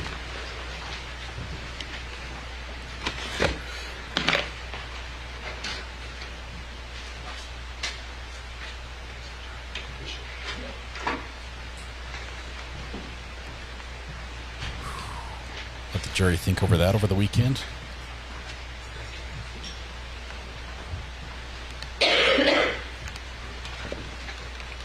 Was the last video that the jury saw the last video that captured Kathy alive? Yes. And did she leave the house in the clothes that she would die in? Yes. And did she have the brownish, yellowish Kate Spade backpack purse kind of over her shoulder? She did. And did you see that at the crime scene? I did. Was it soaked in blood? It had blood on it, yes. Now, let's switch subject matter for a moment now. Done with the videos, going to text messages. I believe you mentioned yesterday the basic process of getting forensic downloads and information off the cell phones. Were you able to, from those cell phones, something called a Cellbrite extraction report, generate a Cellbrite extraction report that detailed text messages on September 7th and September 8th? Yes. Describe to the jury a little bit. What does that mean, a Cellbrite extraction report? It's just a report that's generated from the program that's used to download the phones through our computer crimes division. From that, were you able to basically see all of the text messages between Kathy and the defendant on those last 2 days, the Saturday, September 7th, and Sunday, September 8th? Yes. Were you also able to see the text messages between Kathy and her mom, Susan? Yes. And as the timeline kind of continues, and we'll focus obviously on those 2 days, would there be periodically photographs or pictures or attachments that Kathy would send to either her mom and or her son? Yes. And then some of those, were you able to kind of click on and print out? Yes, I was. Some of them, for some reason, is the pixelation such that you can't really see what it is for whatever reason? Right. So some of the photographs, when you try to enhance them, they wouldn't enhance like through high definition. It would be completely pixelated and you wouldn't be able to tell what was in the photograph. As far as you can tell, though, was there anything of major importance that you weren't able to see? No. Now, have you had an opportunity to see State Exhibit 188, which is the Cellbrite reports containing text messages and some photos from September 7th through September 8th between Kathy and her son? Yes. And were those obtained off of the defendant's cell phone? Yes. So is it a fair statement, even though that it was not possible to get a download from Kathy's phone, you were still able to see the content of the conversation because defendant's phone was able to be downloaded? Yes. At this time, Your Honor, the state would move State Exhibit 188 into evidence. Any objection? No objection. It is received. And then 196, Detective Peters, is that a similar exhibit but from Susan Detman's phone? Yes. And does that show text message conversations between Kathy and Susan? Yes, it does. Your Honor, at this time, the state would move State Exhibit 196 in evidence. Any objection? No objection. It is received. And for the record, that includes the text messages from September 8th between the two ladies, correct? Correct. Now, from watching the videos, is it a fair statement that sometimes you can actually see Kathy sending texts or taking photos and then sending them to her mom or to the defendant? It appears that she's texting and sending photos to someone in that moment. And conversation-wise, are you able to see some things that Kathy refers to her mom, text messages that she sent as well, and subject matter that she was sending off to her son, the defendant? Yes. Now, Did you come across, or did one of your expert computer crimes detectives come across a text message of note that was brought to your attention about an additional motive that the defendant had to kill his mom? Yes. Tell the jury just briefly, how did that come to your attention? So early morning on the 9th of September, I received a phone call from our computer crimes detective who was going through the download and explained to me they found an interesting text message that I needed to be aware of. After reviewing that, were you able to create an exhibit within an exhibit, so to say, meaning you isolated that specific text message and it was able to show the date and the time? I did.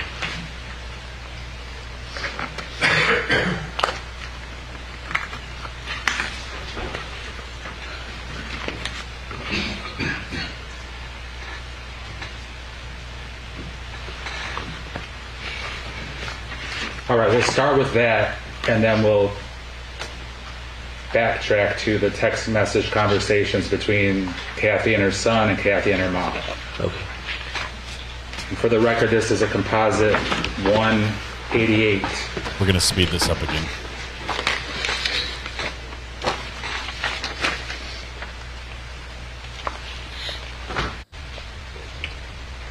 I'll bring this to you so you can read it to the jury, but for their benefit, just so they can see visually what it looks like, we'll put it on the L note here.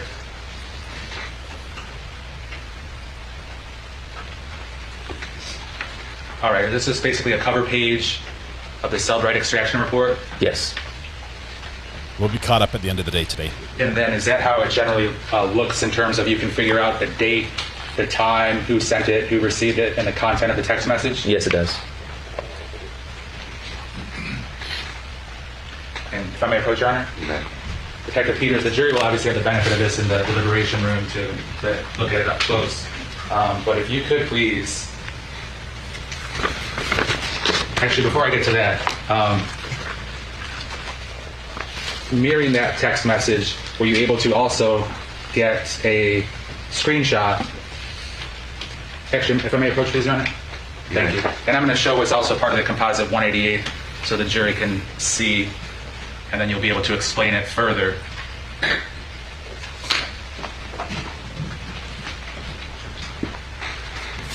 If you could please, Detective Peters, explain to the jury those three screenshots. What are those pictures of? These screenshots are photographs of conversation between Catherine and Collin. And at the top of the screen, what's the picture and name? The picture is of Catherine Griffith, and underneath it says Mom. And whose phone did that come off of? Collin Griffith's phone. And how did you actually obtain a picture like that? These photographs were copied in a screenshot format that was in the photographs. So you were able to get screenshots of the defendant's phone conversation with his mom, is that correct? Yes. And is that the text, the full text conversation regarding another one of the motives the defendant had? Yes. All right, if you could please read the full context of the text message. You want me to read this one or the Cellbrite? The one in your right hand is the full one. Okay. But before you get there, can you tell the jury, according to the Cellbrite report, is that sent by the mom to her son, the defendant? Yes. And a time that it was sent and or typed? Yes. What's the time? The time is 12:02 p.m. And that would be on Sunday, September Correct. 8th? September 8th, 2024. And then on the cell phone, what does it say? The time? 12:29. All right, so at or between 12:02 and 12:29, the message is sent, typed, received. Is that correct? Correct. All right, if you could, go ahead and read the full content of the text message. Okay. Begins, the car isn't there, not sure what you did, but it's being sold as we speak to CarMax for $15,600. Unless you'd like to reply to my text and tell me you're driving home right now, period. Didn't think so. It's a felony to drive a stolen car without insurance, and if you wreck it, that's it. How much are you going to lose before you stop, Collin? ? I feel like you were trying to make me like your dad by talking away privileges, but you violated your probation, violated the rules of the house, and now you won't answer me.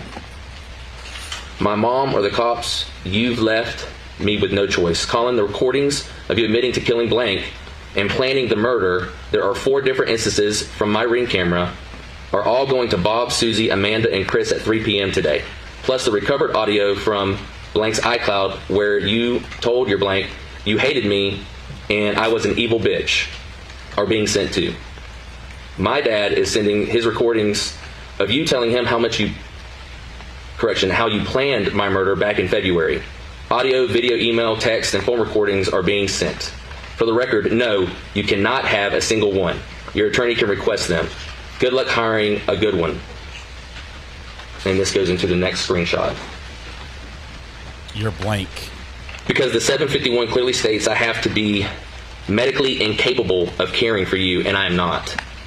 You can keep hiding and running away from me. It is illegal for your grandmother to allow you to stay at an empty house 3 hours away when she was in Summerlin Key, which was on speaker and recorded as saying, I almost had an Amber Alert issued until she admitted after midnight you were in Auburndale, which is why I agreed to give you until 10 a.m. to cool down and come home, but I made it very clear you didn't come home. I legally don't have a choice but to report you as a runaway. Mama complained about you in February, you threatened her in February, but all of a sudden you go back to her and she takes you in and I'm supposed to just let her steal you when I'm legally responsible and now in trouble for not reporting you as a runaway last night and waiting until this morning. That's not how this works. I'm giving the police your number, Mama's number, and DCF's all numbers now. They also have all 3 addresses. Also, Freddie is not registered in Polk County. And this goes over to the 3rd screenshot, and I have to go down to where it begins. Also, Freddie is not registered in Polk County with a dog tag. That's a fine, and Mama owes taxes on her other trailer she sold in the same neighborhood. Her HOA doesn't like you or her. The police are going to bring you home, or DCFs will take you and eventually bring you home. Either way, you fucked up and list your chance to get off probation by October 5th, 2024. All because you didn't want to help me mount a bookshelf that took under 30 minutes, weed eat the backyard, and clean your room because bugs were in the candy that you had all over. Remember, you chose this. You have 10 minutes to call me and fix this, Collin. I'm signing this title and handing over the keys now. She's bluffing because CarMax won't buy a car without it there, but might have been effective.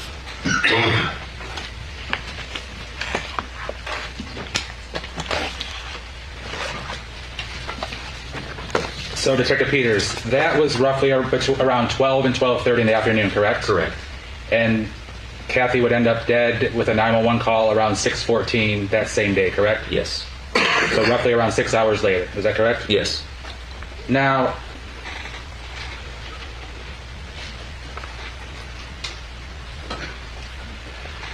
I want to focus for a minute on the main part of that text.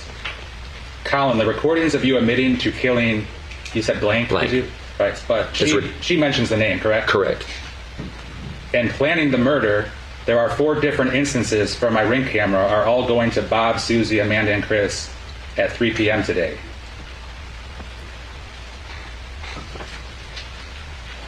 So is she threatening him to expose him for him admitting to her that the killing previously was actually a planned murder? That's what the text message indicates, yes. Whoa.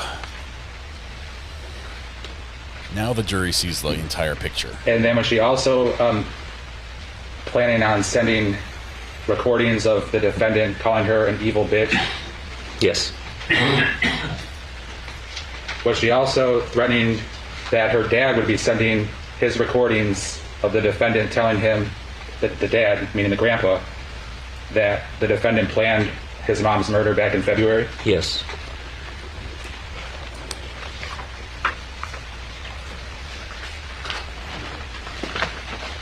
Now, was it clear from your review of everything that on the September 7th, or more so on the September 8th date, I guess, but that the defendant was having much more contact, like speaking to his grandma, than with his mom? Yes. And was Kathy hopeful that her mom would pass on information that Kathy wanted Collin to know? Yes. With the hope of what was Kathy's hope stated over and over? What was she trying to accomplish? Objection, Judge. She doesn't know what her hope was. did Kathy say on multiple occasions that she wanted or demanded that Collin return home by 10 a.m. on Sunday? Yes. Did she make any threats whatsoever of physical violence to the defendant in any of the text messages or phone calls? No, not that I read. Did she make a bunch of threats that doesn't appear she followed through on, such as canceling his phone service or shutting it down? Yeah, it appeared she made threats to close it down permanently, but it was on and off sporadically. Did she make threats to cancel his car insurance? Yes. Did she make threats to sell his car? Yes. Did she make threats at some point to take him out of school or disenroll him? Yes. Now, turning to State 196, did she also send a similar text message to Susan, explaining to Susan, her mom, that she was going to be turning over videos of the defendant admitting to killing the person and planning the murder from the year prior? Yeah, she wasn't getting the response from the defendant, so she texted the same text message, just advising her to tell him the same text that I read. And I'm going to approach with State Exhibit 196. But before I do that, we'll stay just to be able to show the jury visually what it looks like. The cover page is at the Cellbrite report, where basically it goes in chronological order: date, time, who sent the message, who received the message, and the content of the message. Yes. And of course, this exhibit I referenced is the text messages on September 8th between Kathy and Susan. Is that correct? Correct. So as the day progresses, I'm going to direct your attention specifically to page 25 for purposes of the record.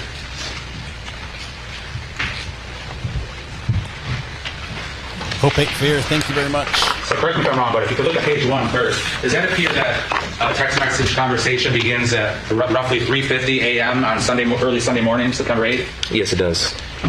And continues obviously throughout the day. Look at page 25, which I separated. Yes. What time on Sunday, September 8th, is that text message sent? This text message is sent at 3:49 p.m. So that would be roughly three or more hours after Kathy sent the text message that she would expose the defendant for the murder the year previously. The message that she sent the defendant? Yes. Now, if you could please read to the jury, what is it that Kathy texts her mom that pertains to the motive text? They have glasses now after reading this. It says, "Tell Collin the recordings of him admitting to killing blank and planning the murder. There are 4 from my Ring camera and are all going to Bob, Susie, Amanda, and Chris at 3 p.m. today, period. Plus the recorded audio from Blank's iCloud account where Collin told his dad he hated me and I was an evil bitch are being sent to. Dad is sending me his recordings of Collin telling him how he planned my murder back in February. Audio, video, email, text, and phone records are all being sent. For the record, no, you cannot have a single one. Your attorney can request them. So can Collin's. Good luck hiring one because the 751 clearly states I have to be medically incapable of caring for Collin, and I'm not. You can't keep him from me. You can't hide him. He can't allow him to stay at an empty house 3 hours away when he blew up my microwave. You complained about him. He threatened you in February, but all of a sudden you take him in, and I'm supposed to just let you steal my son. That's not how this works. Have your attorney call Eric Reyes on Monday so they can coordinate. I know you won't return Collin, and I know he is hiding because the car is not there at your house. I'm giving the police your number and DCF's your number now. They also have all 3 addresses. Also, your dog Freddie is not registered in Polk County with a dog tag. That's a fine. And you owe taxes on your other trailer you sold in the same neighborhood, and the HOA doesn't like you. So is it a fair statement that Kathy told both the defendant and Kathy told her mom that she was aware of the way Collin had told Mr. Wankus he was going to murder her? Yes. So that wasn't just known by Robert Wankus, but Kathy knew that, correct? Stand. He got his question and he knew it was going to be objected to, so he talked fast. That's sneaky, Mr. Prosecutor. It's a good point, though. Is one of the last things that was heard on the Ring footage that Kathy was giving the defendant two options: either get in the car with her, or three options: get in the car with her, follow her in his own car, or she would call the police. Objection, Judge. I think that's a mischaracterization. That was between her and Susan. That phone call. Do you recall similar text message things about that? Yes. Now, I mentioned earlier about some of the photographs that would be attached to certain text messages that would be sent between Kathy and her mom, and Kathy and the defendant. Going back to 188 to publish some of those photographs.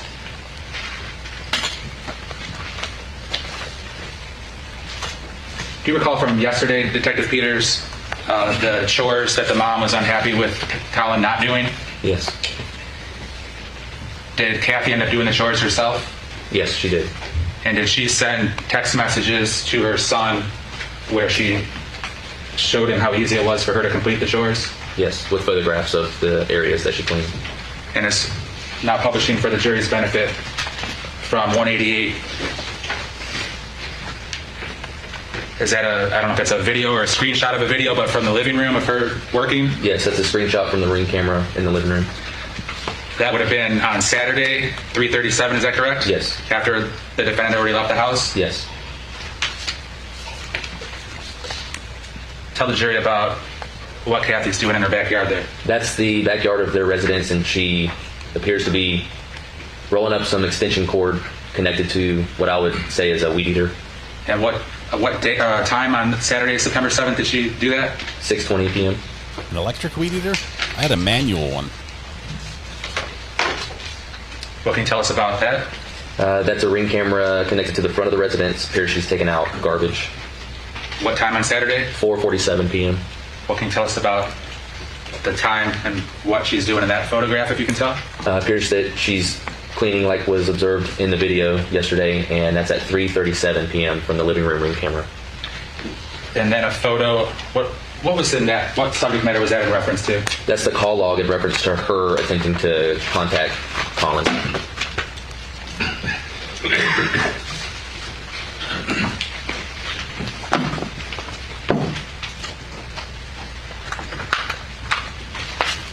A manual weed whacker. Now, of course, there's many pages of text messages. It's like a golf the club. subject matter stayed pretty consistent between Kathy and Collin. It does. You swing it like a golf club. You can swing it either direction. It's serrated on both sides. It's got a blade about 8 to 10 inches long. Now, finishing up the Celebrate report, going to 196. Some of the photographs, correct me if I'm wrong, but some of the attachments / photographs that were accompanied by text message that Kathy sent Susan. We'll begin with a certain one. What can you tell us about that, Detective Peters? It appears to be a screenshot of a conversation between Catherine and Collin.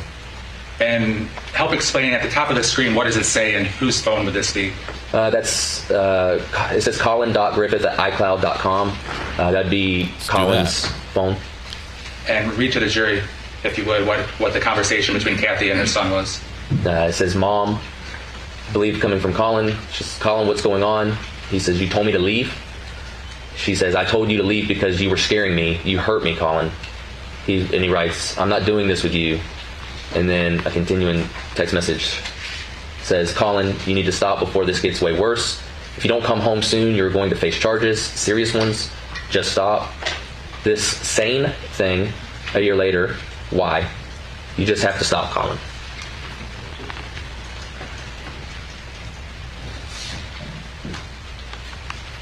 Now this one, there's a little different icon at the top. Can you tell the jury what that is? That's an icon of the defendant with his name underneath of it as a contact. And what does this message say? From where it starts is, you want to throw your, and I'm assuming that says life, away like this and hurt me. I'll let everyone see you for who you are. All the comments and admissions made on Ring camera. You choose Collin now. Respond that you will be home by 10 a.m. today. That's in 2.5 hours. Or don't respond and go back to court. You choose as always. And that's the last read you get at 7:28 a.m. Remember that you chose not to respond and instead just read the text. Another photo of screenshots. Screenshots appears to be a photograph, maybe of some court documents. And then the bottom says, you do not have my permission, and you did not call Monique yesterday and notify her. You would be going, and it doesn't matter because you have to have my permission to, which you don't, and you've read my messages and called me and still refused to come home. Probation violations out the ass. You have until 10 a.m. That's it. And then, what is that? That is the phone log.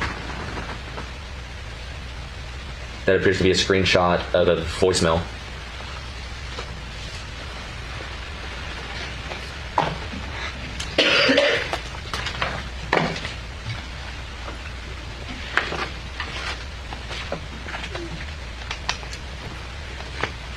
And was the subject matter between Kathy sent to Susan, was it largely revolving around Kathy trying to get Collin to come back home? Yes.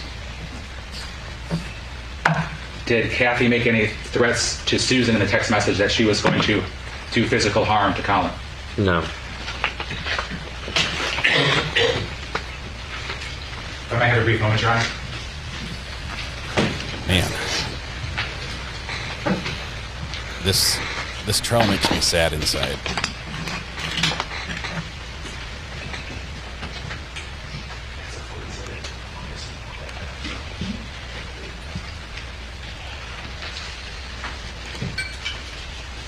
I don't have any further questions right now, Your Honor.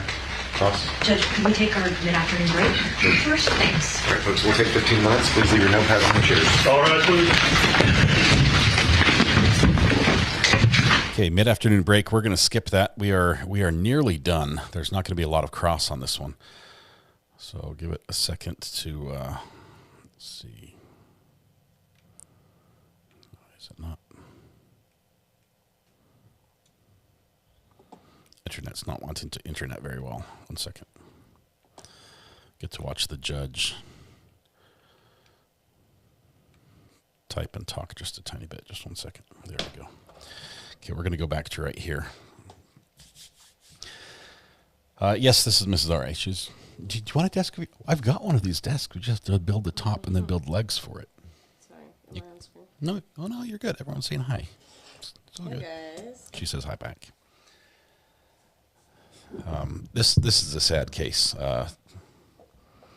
There are a number of things looking in hindsight that went wrong, and clearly, it's difficult when you have kids being parents. Okay, starting that young can be challenging, especially without paperwork yesterday. A lot of support to take care of while we wait for Mr. Levine. And I can tell Your Honor that they're working on, I think, some further redactions because there were some. I'll wait till Mr. Levine gets that. Okay. So we get to watch Judge. Hey, Mrs. R, are you leaving me? You just came in here to use my desk and then not talk? All right. There is deep sadness in this case.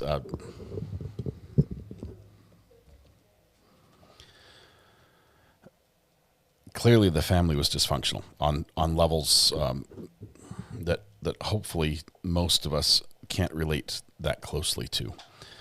But in nothing am I saying that Collin was right in what he did. I still have not. I don't see that his actions were justified in any way. But this is a problem that did, Future, like you said, it began generations ago. Apparently, this has been stewing and developing for quite a long time. It worries me that the CPS people were involved and nothing really got done. It worries me that the courts were involved and nothing really got done. It worries me that that family members were involved and nothing really got done. There seems to be a lot of failures. I will say I do believe the responsibility for her death falls on Collin. I don't think that blame is shared with other people, but I think we as a society, we as people can do better than what happened here. And we need to do better. Sadly, there are people in various stages of this same situation all around us. And And if I'm not trying to call out the neighbor across the street, but if we just say, hey, back in Chicago, if this stuff happened, we just turn our head and go inside. If we do that, if we do that with every situation, this is how they end up. This is the inevitable conclusion to that. They needed help. They needed help on many levels. But let's see. Somebody said, "Can you please read my second to last comment?"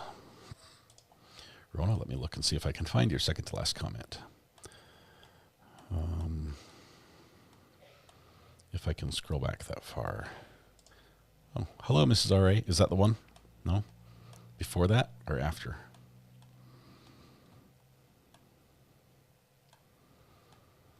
I'm thinking Kathy was like her son when she was a teenager and that her mother tried to bring her up the same way. Somewhere down the line, she knew it was wrong, so Grandma tried to do it differently with Collin. I don't know. I just know that that communication is key. Like in relationships, communication is key. But communication involves two things. It involves one person speaking and the other person listening. And if both people are speaking, or in this case, yelling at each other, it's not communication. Okay? It's not. It actually performs the opposite of what effective communication can do.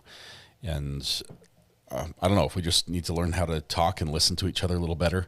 A good exercise, is first of all, communication can't be physical. It can't. If it gets physical, one side is not going to be willing to talk, and it's all sorts of problems there. But you've got to be able to stop and if you do have a disagreement, this is just basic principles at play for communication for me. If you have a disagreement, ask the other person to explain it fully, calmly. You both have to agree to do this. Okay, you can't just force someone to be calm, but listen to understand, and restate what you hear and say, "Am I hearing you correctly? Are you saying? Does it make you feel this way? Is what I'm doing? Get an understanding of where they're coming from instead of trying to prove the point to the other person. If all of us are trying to spike the ball, you can't make any progress. That's a volleyball term, but anyway, listen to understand, and take turns. So you can't just have one person listen all the time. You both have to take turns and do it. And even if you don't resolve the situation, at least you know where the other person's coming from. And you know that maybe, hey, I thought you were hung up on a different point. I had no idea that it's my tone that you have a problem with, not the facts of what I'm saying. Communication is, I don't know, we could all use some advice and help, and maybe sometimes a referee in communication, but just, take a deep breath. There's a lot of advice. Most of it I've learned the hard way, and Mrs. R.A. has taught me about communication. So it's all hindsight. What do you do with them now? Oh, this is the problem. This is, how much do I charge for therapy? Nothing, because this is not therapy. This is not. I'm not certified, qualified, or educationified enough. That's a good word to do that. I can barely do it myself, but I've seen how it helps, whether it's with me and Mrs. R.A. when we are trying to talk through an issue, a heavy issue that we're trying to resolve or see the other's opinions on, or while we're talking to our kids and trying to understand, their vantage point. Communication is key. All right. I can pass around support. Pickles, thank you, Cachette. Appreciate that. You're doing great on trivia, by the way, Cachette. Fabulous. Educated. That is the word. See, now had I received the proper schooling in this area, I would know that, Red Pen. Know that educated is not a real word. Yeah, Cruiser Chris, I agree with your sentiment wholeheartedly. On the text. Same thing. Reflections by R.A. Deep thoughts by R.A. Skip forward, please. Yes, thank you. Sorry, we'll do that. We're waiting for somebody to come in. We're almost done for the day. Almost done. Okay. Judge, you going to say something, or we just get to watch you surf the internet?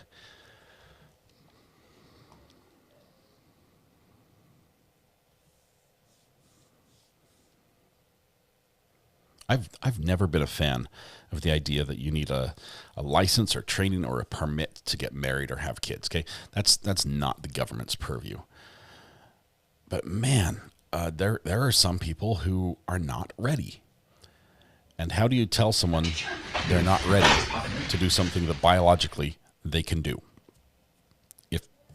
Especially if the law supports that they can.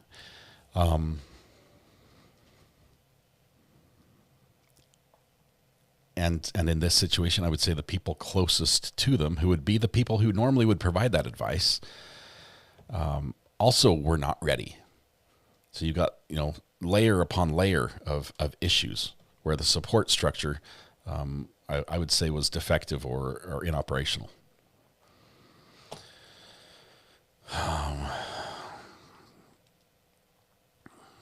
Judge is watching. Judge, if you're in chat, just stare at your computer screen. No, he's not in chat.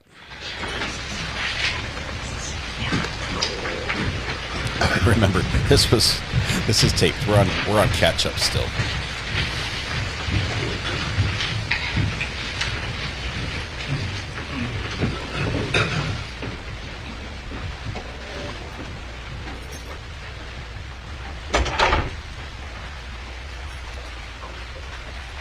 Please be seated. Trading Barbies for Lamaze classes. Story on cross. Yes, thank you. Detective Peters, I wanted to flesh out some of the things that you mentioned on your direct testimony.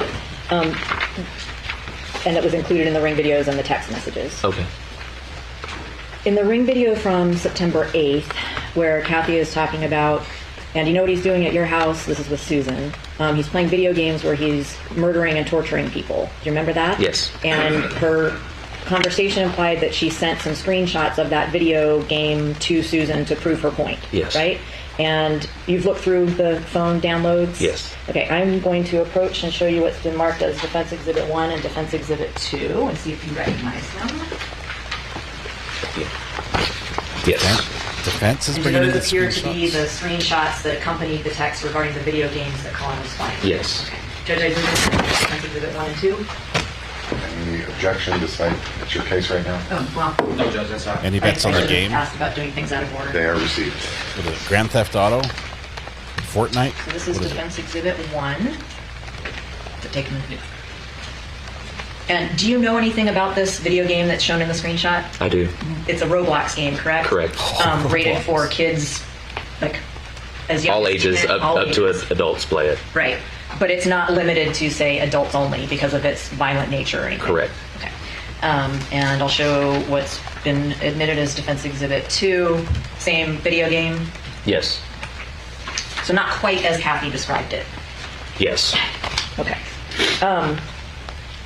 Now I'm going to jump around a little bit. Going back to the house at 77 Hewlett Drive. You said that it did not appear that there had been a long, drawn-out fight throughout the house. Correct. But by the same token, if someone is being dragged throughout a house by their hair, wouldn't you expect they would be struggling against that? Would I expect there to be struggling? Yes. Unless they were going willingly with the person Sure. throughout the house. Right. That's the other option, yes. Right. So if somebody is being dragged unwillingly, and they are struggling, so let's assume that too, Mhm. you would expect items in the house to be disturbed. Possibly. The blood that was on the backpack that Kathy was seen wearing as she's leaving her house on September 8th. I want to talk a little bit about that. You do know that Collin's phone was found in his car, Yes. right? And the 911 call came from Kathy's phone, right? Yes. And that means that Collin had to use Kathy's phone to call 911. Yes. Because he was the caller. Correct. And it's possible that Kathy's phone was in her backpack, and that Collin had to go into the backpack to find the phone to be able to make the phone call to 911. It's possible.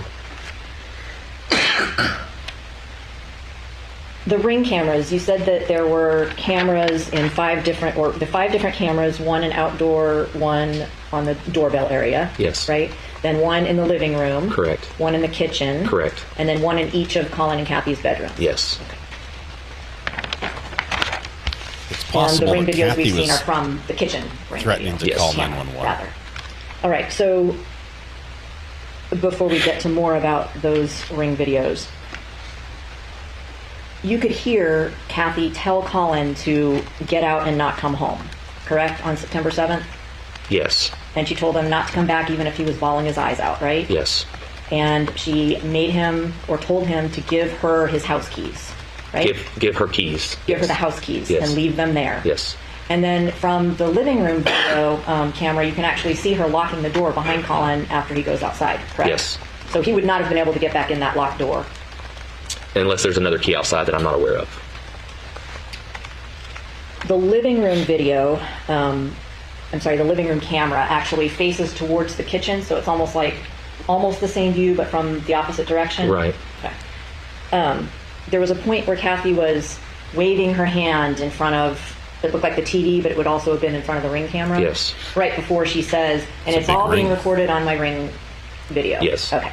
So she clearly knows how to make sure that some things are captured on that Ring camera. Yes. Now, the clips that were shown to the jury both yesterday and today, those aren't everything that happened from September 7th and September 8th, are they?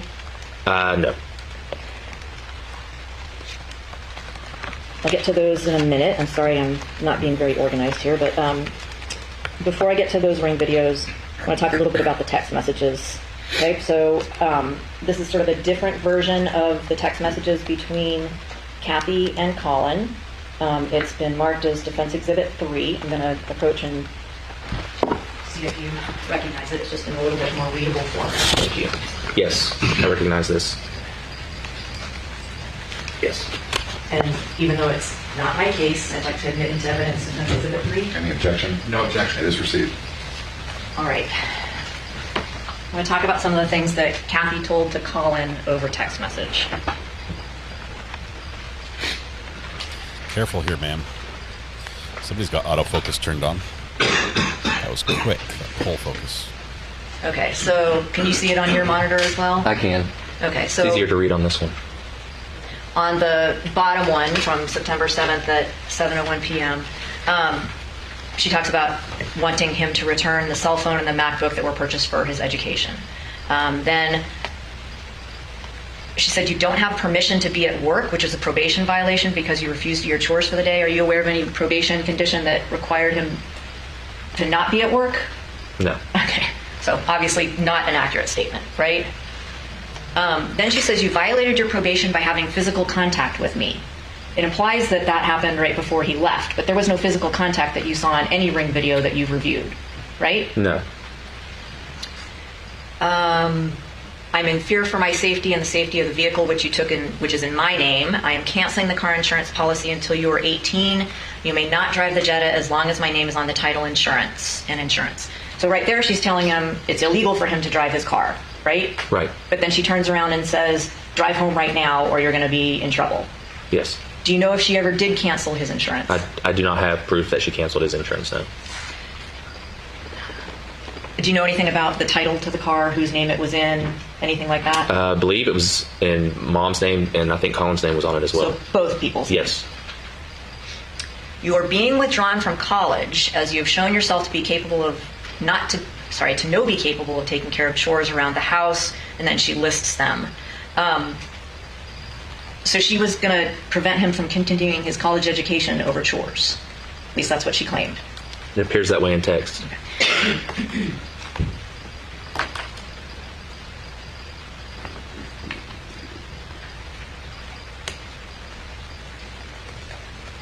Okay, that was it on that one.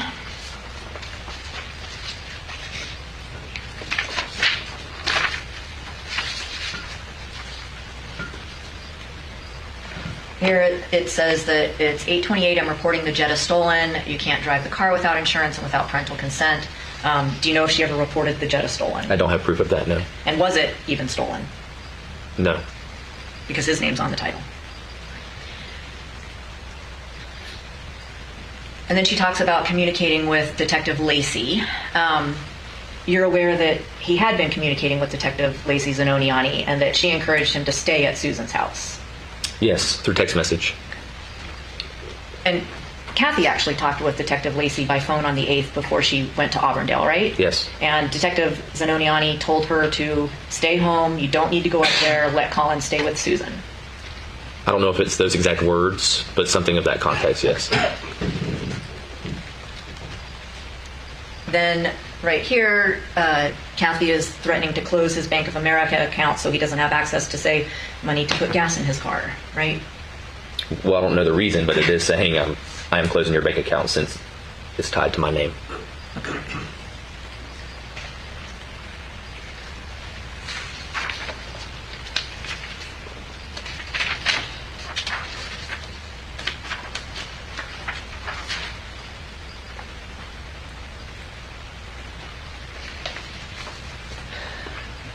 The top message talks about how Collin's probation paperwork says he cannot leave the county without her unless it's for school.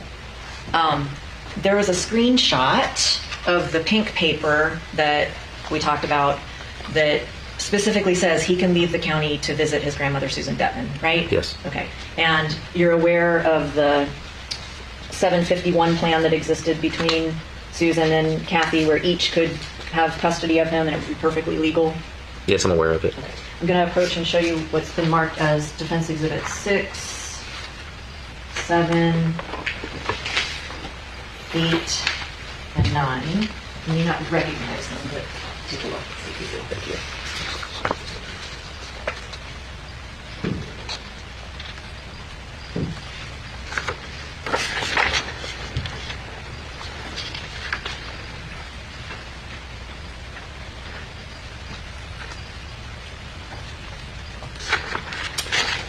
So this would be the 751. This is the first time I'm seeing it, but I'm aware of it. Yes, ma'am. Judge, I'd like to admit into evidence those exhibits I just mentioned. It's the signed paperwork filed with the Charlotte County Clerk of Court, so I think you could take judicial notice of them as well. Any objection? No objection. They are received. Okay, I'm going to publish them then.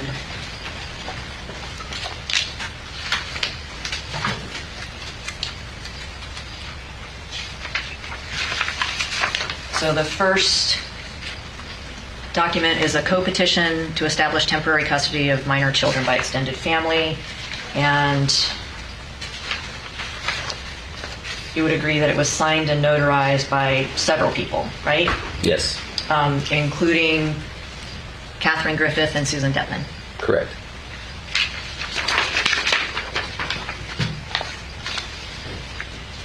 The next document is entitled Agreement and Consent to a Petition under 751, also signed by Catherine Griffith and Susan Detman, along with attorney Jeffrey Rapkin. Yes. And that was Defense Exhibit 7.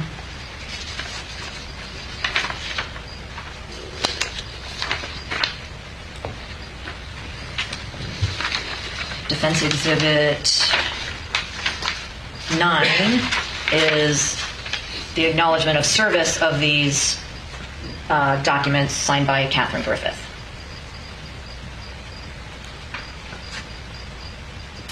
Yes. Okay, and that was December 10th of 2023? Yes.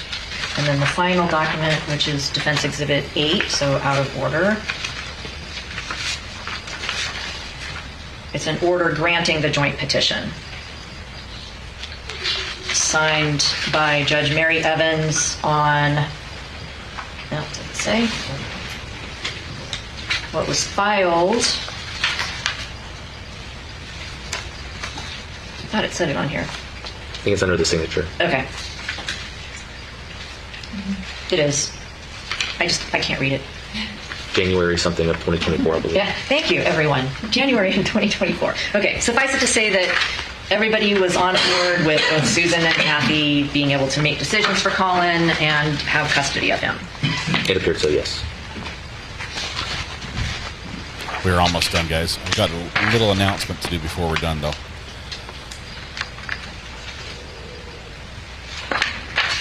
Yes, the pink paper with the permission to be out of county to visit the grandmother.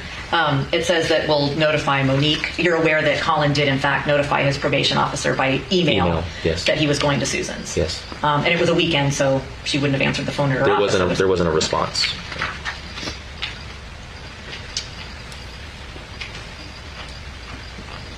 And then Kathy says that she's going to call the police and send them. She did never call the police that you know of to send them to pick Collin up. Not to my knowledge, no.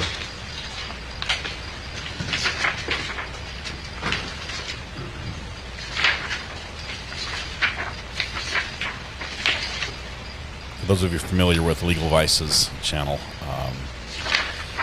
when he passed away, we got to know a little bit his son. His son has now created the YouTube page. He'll be doing his first live stream tomorrow morning at 8:30 a.m. Mountain Time.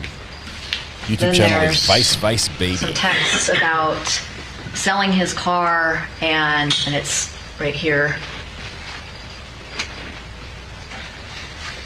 Is that where it was? I'll send the Okay, link here we right go. now. Second one, where she claims she had gone up to Auburndale, tried to get into the community. The gates wouldn't let her in. She's at the dealership in Lakeland. All this elaborate explanation of how she's going to get rid of his car. None of that was true either, was it? No, not that I'm aware of. Well, we see her on Ring Video at Correct. all hours up until mid to late afternoon on the 8th, right? And that was at 10:54 a.m.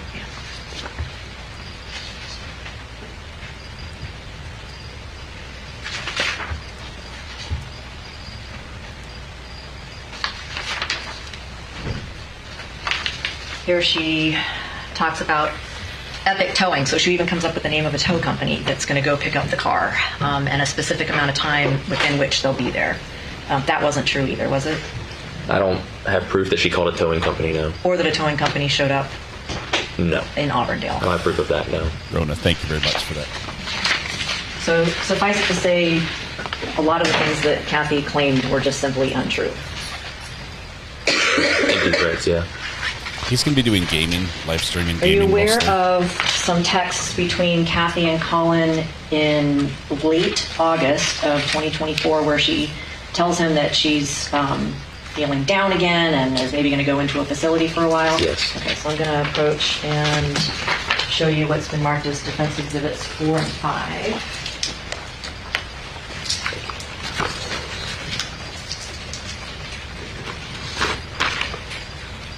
Yes, I'm aware of that, yes. Yes. And they appear to be the texts from Kathy to Collin? Yes, it does. I'd like to admit to evidence Defense Exhibit 4 and 5. Any objection? No, Your Honor. They are received. I'll wish them real quickly. So down here on 7/24, no, that's not the one. Oh, that was the one. So it wasn't a week or so before. It was over a month before. But she's telling her son, just so you know, I'm not doing so good. I just had a long conversation with my mom, and she was basically my mom. And she told me that she has stage 3 cancer. She's in Georgia, and she's not going to help me with DVC. Do you know what DVC is? It's a Disney Vacation Club. Oh, I know what that is, but I didn't know the abbreviation for it. And that she could care less. And so in Domestic response, I got violence really case? upset and quit my job. And sorry, so this was not related to her mental health. It was about her quitting her job. Are you aware that she actually quit her job or did not quit her job? I'm not aware. I don't have proof she quit her job.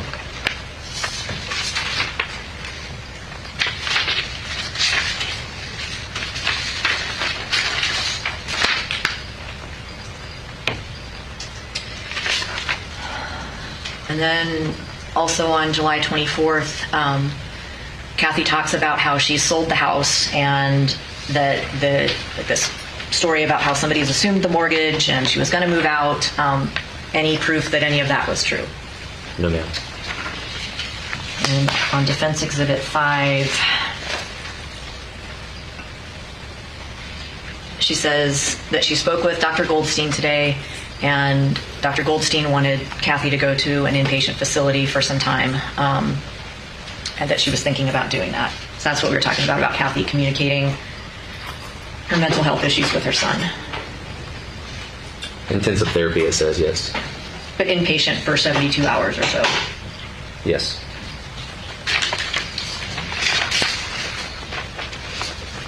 The ring videos that were played, you already said they didn't include everything that happened that day. There are actually some parts that I wanted to see if you remember seeing. One is from September 7th, where Kathy is trying to get a lid off a cup. Do you remember that part? Vaguely. And she then starts yelling at Collin and blaming him for cutting her hand.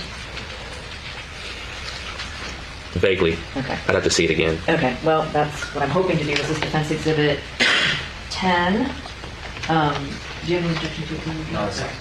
I'm going to publish this. Offering it? Yes, I'm offering it into evidence. Defense Exhibit 10. It's a portion of ring video from September 7th, 2024. You have no objection. I don't object. This is still the state's And I'm case. only going to play a portion of it because a lot of it duplicates what has already been shown. Gonna turn it down a little bit and maybe slow down the speed just a teensy bit for whatever's about to happen.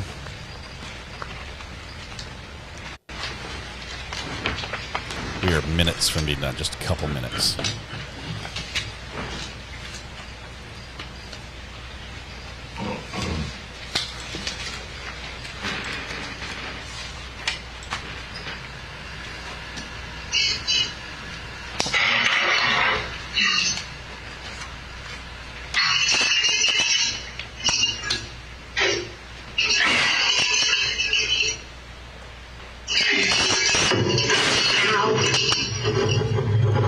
Okay, definitely not Collin did.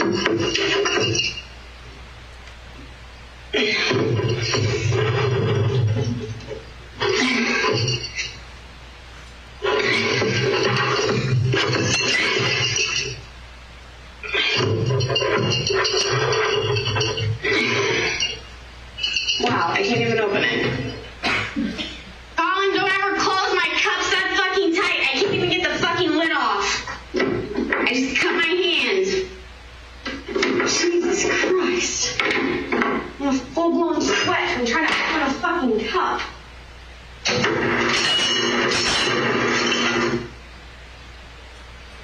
In that clip, does it appear that Kathy actually cut her hand? Doesn't appear so.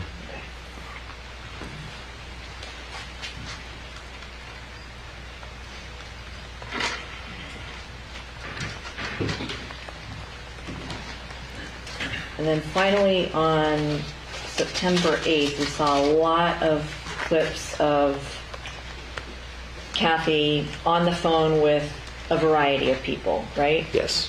Do you remember a portion that was left out of the exhibit that was already entered into evidence where Kathy says it's not about to be a threat, it's about to be real shortly before she leaves the house?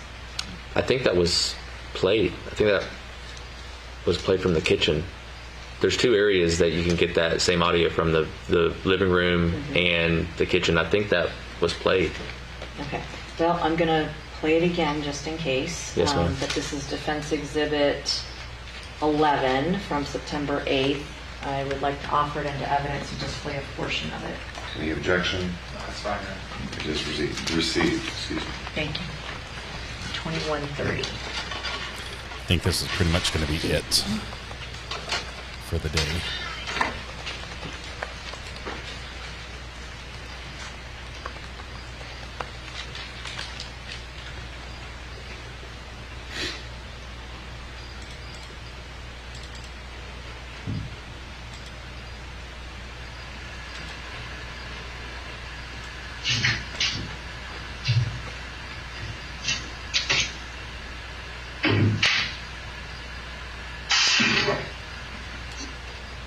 How he's better off at your house where he's killing people, pretend, and making fun of it, and kidnapping them, and having them tied to little chairs while he tortures them and kills them with other people in this game story that he has. I sent you the pictures.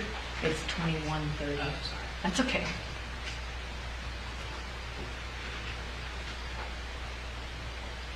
That's good.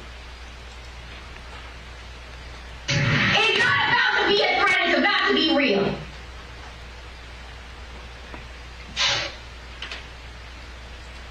And I apologize if that had already been played. Yeah, it was played on the other one.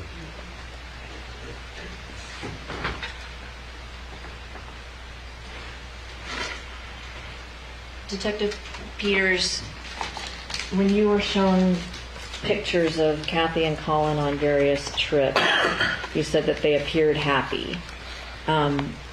In some of these clips and in some of the text messages that the jury's seen today, Kathy appears quite angry, correct? Yeah, she appears frustrated. Yeah, angry. Angry? And it was in that state that she left her house and went to Auburndale against advice from several people, right? I don't know who the several people are, but she did leave at that time to go to Auburndale, yes. And she was yelling on her way out the door. Yes. Okay. But you're aware that several people told her not to go to Susan's house and to let Collin stay there. Detective Lacey, yes. And Susan. Susan. Yeah. So at least two people. Yes. But she ignored them. Yes. I don't have any other questions, I don't think. I could have one.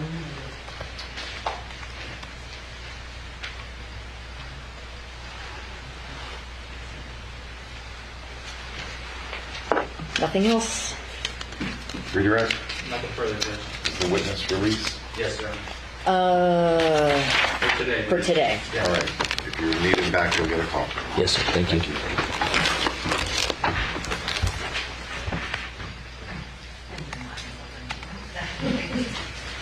Mr. Levine? Judge, that will conclude the witnesses for today.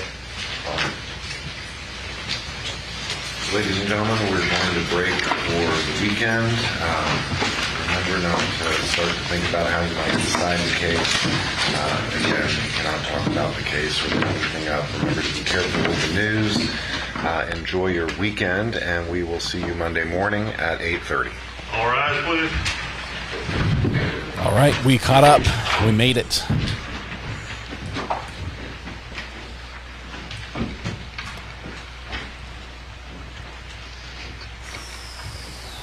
Wow. What a day. Let me talk about Roblox really quickly. I was going to say, Judge, if you're watching us, scratch your nose, but you just did, so now it doesn't work. Let me talk about Roblox really quickly. I think they're done. Make sure they don't have anything else. Anything before the weekend recess? No, Your Honor. No, sir. All right, everybody, enjoy your weekend. Thank you.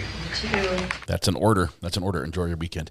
All right, Roblox. Roblox is a game a lot like Minecraft, where the characters have, it's a very low resolution. It's very much a blocky style of game. Roblox has a little better resolution, I think.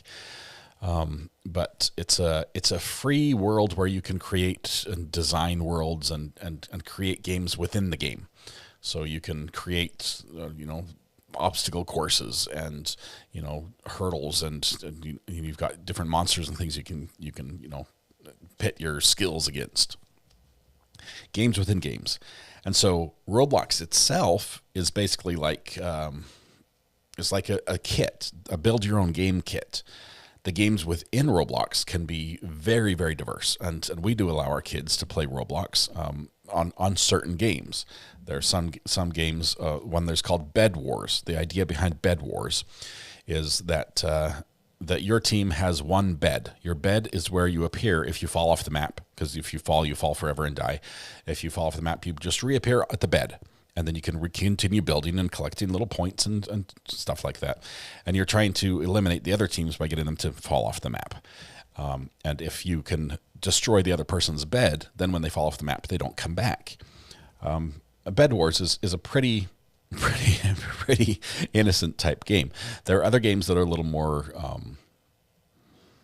sinister. And also there are games where the chat is open to everyone, and you've got kids playing, and then you have adults playing in the same game, and sometimes the adults have alternative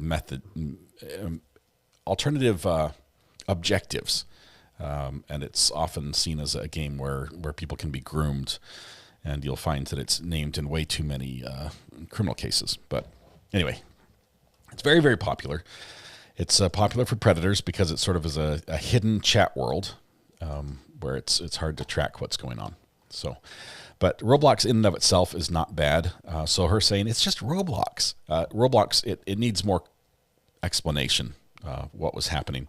There can be some pretty sinister and disgusting things going on within Roblox, the game. My kids don't play Fortnite. They play Fortnite Odyssey, which is the Lego version, where you are a Lego character and you have to build Lego buildings and stuff like that. There's no player versus player in that one. Anyway, so the announcement was just that Connor Harrison, Legal Vice's son, is starting his YouTube foray, and we shared his link in chat there. I'll share it one more time for you just to make sure you got it. Right there. I think that's it. Is that the right one? Don't think that's the right one. Hang on one second. Let's go back. I don't know what I just shared with you. Hopefully it's nothing inappropriate. There we go. I think paste this one. That's the non-shrunk down one. He's doing his first live stream. It will be a gaming stream, so if you're not into watching people playing video games and you're expecting legal commentary, you're probably not going to get that there. But Connor discovered the world of YouTube after his dad passed, Legal Vices, and discovered that there was a whole community that knew and loved him. And so he's found this group of friends that his dad had and sort of been exposed to the world that way. And they have welcomed him. He has over 1,000 subscribers already and he hasn't made his first video. That's normally not how it happens in YouTube. But it would be awesome if he found a place on YouTube that he could do something that he loved and have that sort of connection with his dad now that he's passed, even that way. So if you're up for that, that would be awesome. He's going to be live streaming at 8:30 to 9 o'clock Mountain Standard Time tomorrow. So click the subscribe button, ring the bell, and you never know. You might find somebody you love watching and are able to relate with a little bit. So the channel one more time is right here. Hang on. It's called Vice Baby with underscores.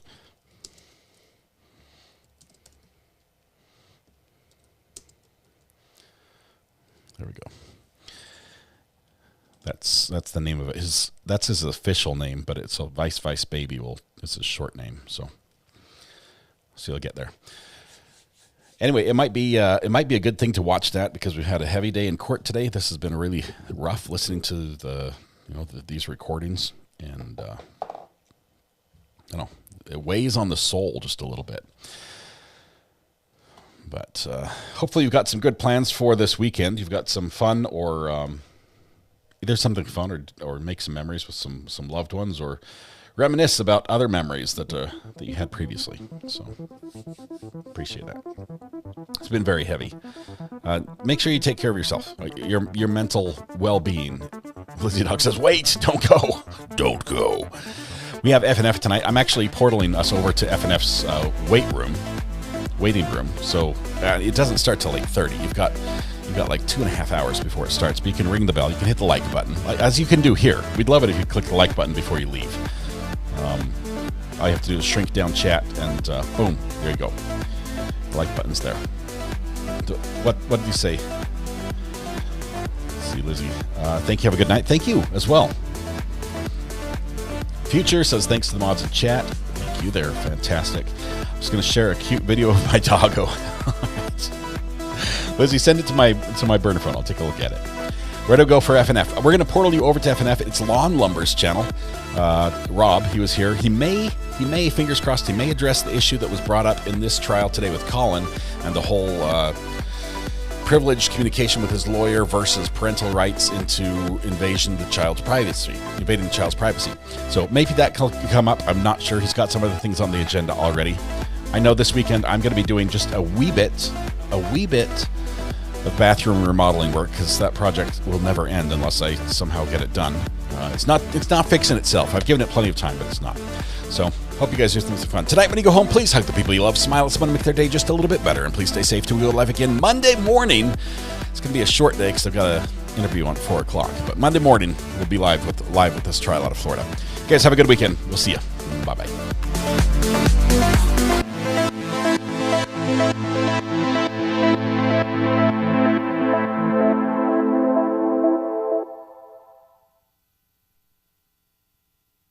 Because he's the guy.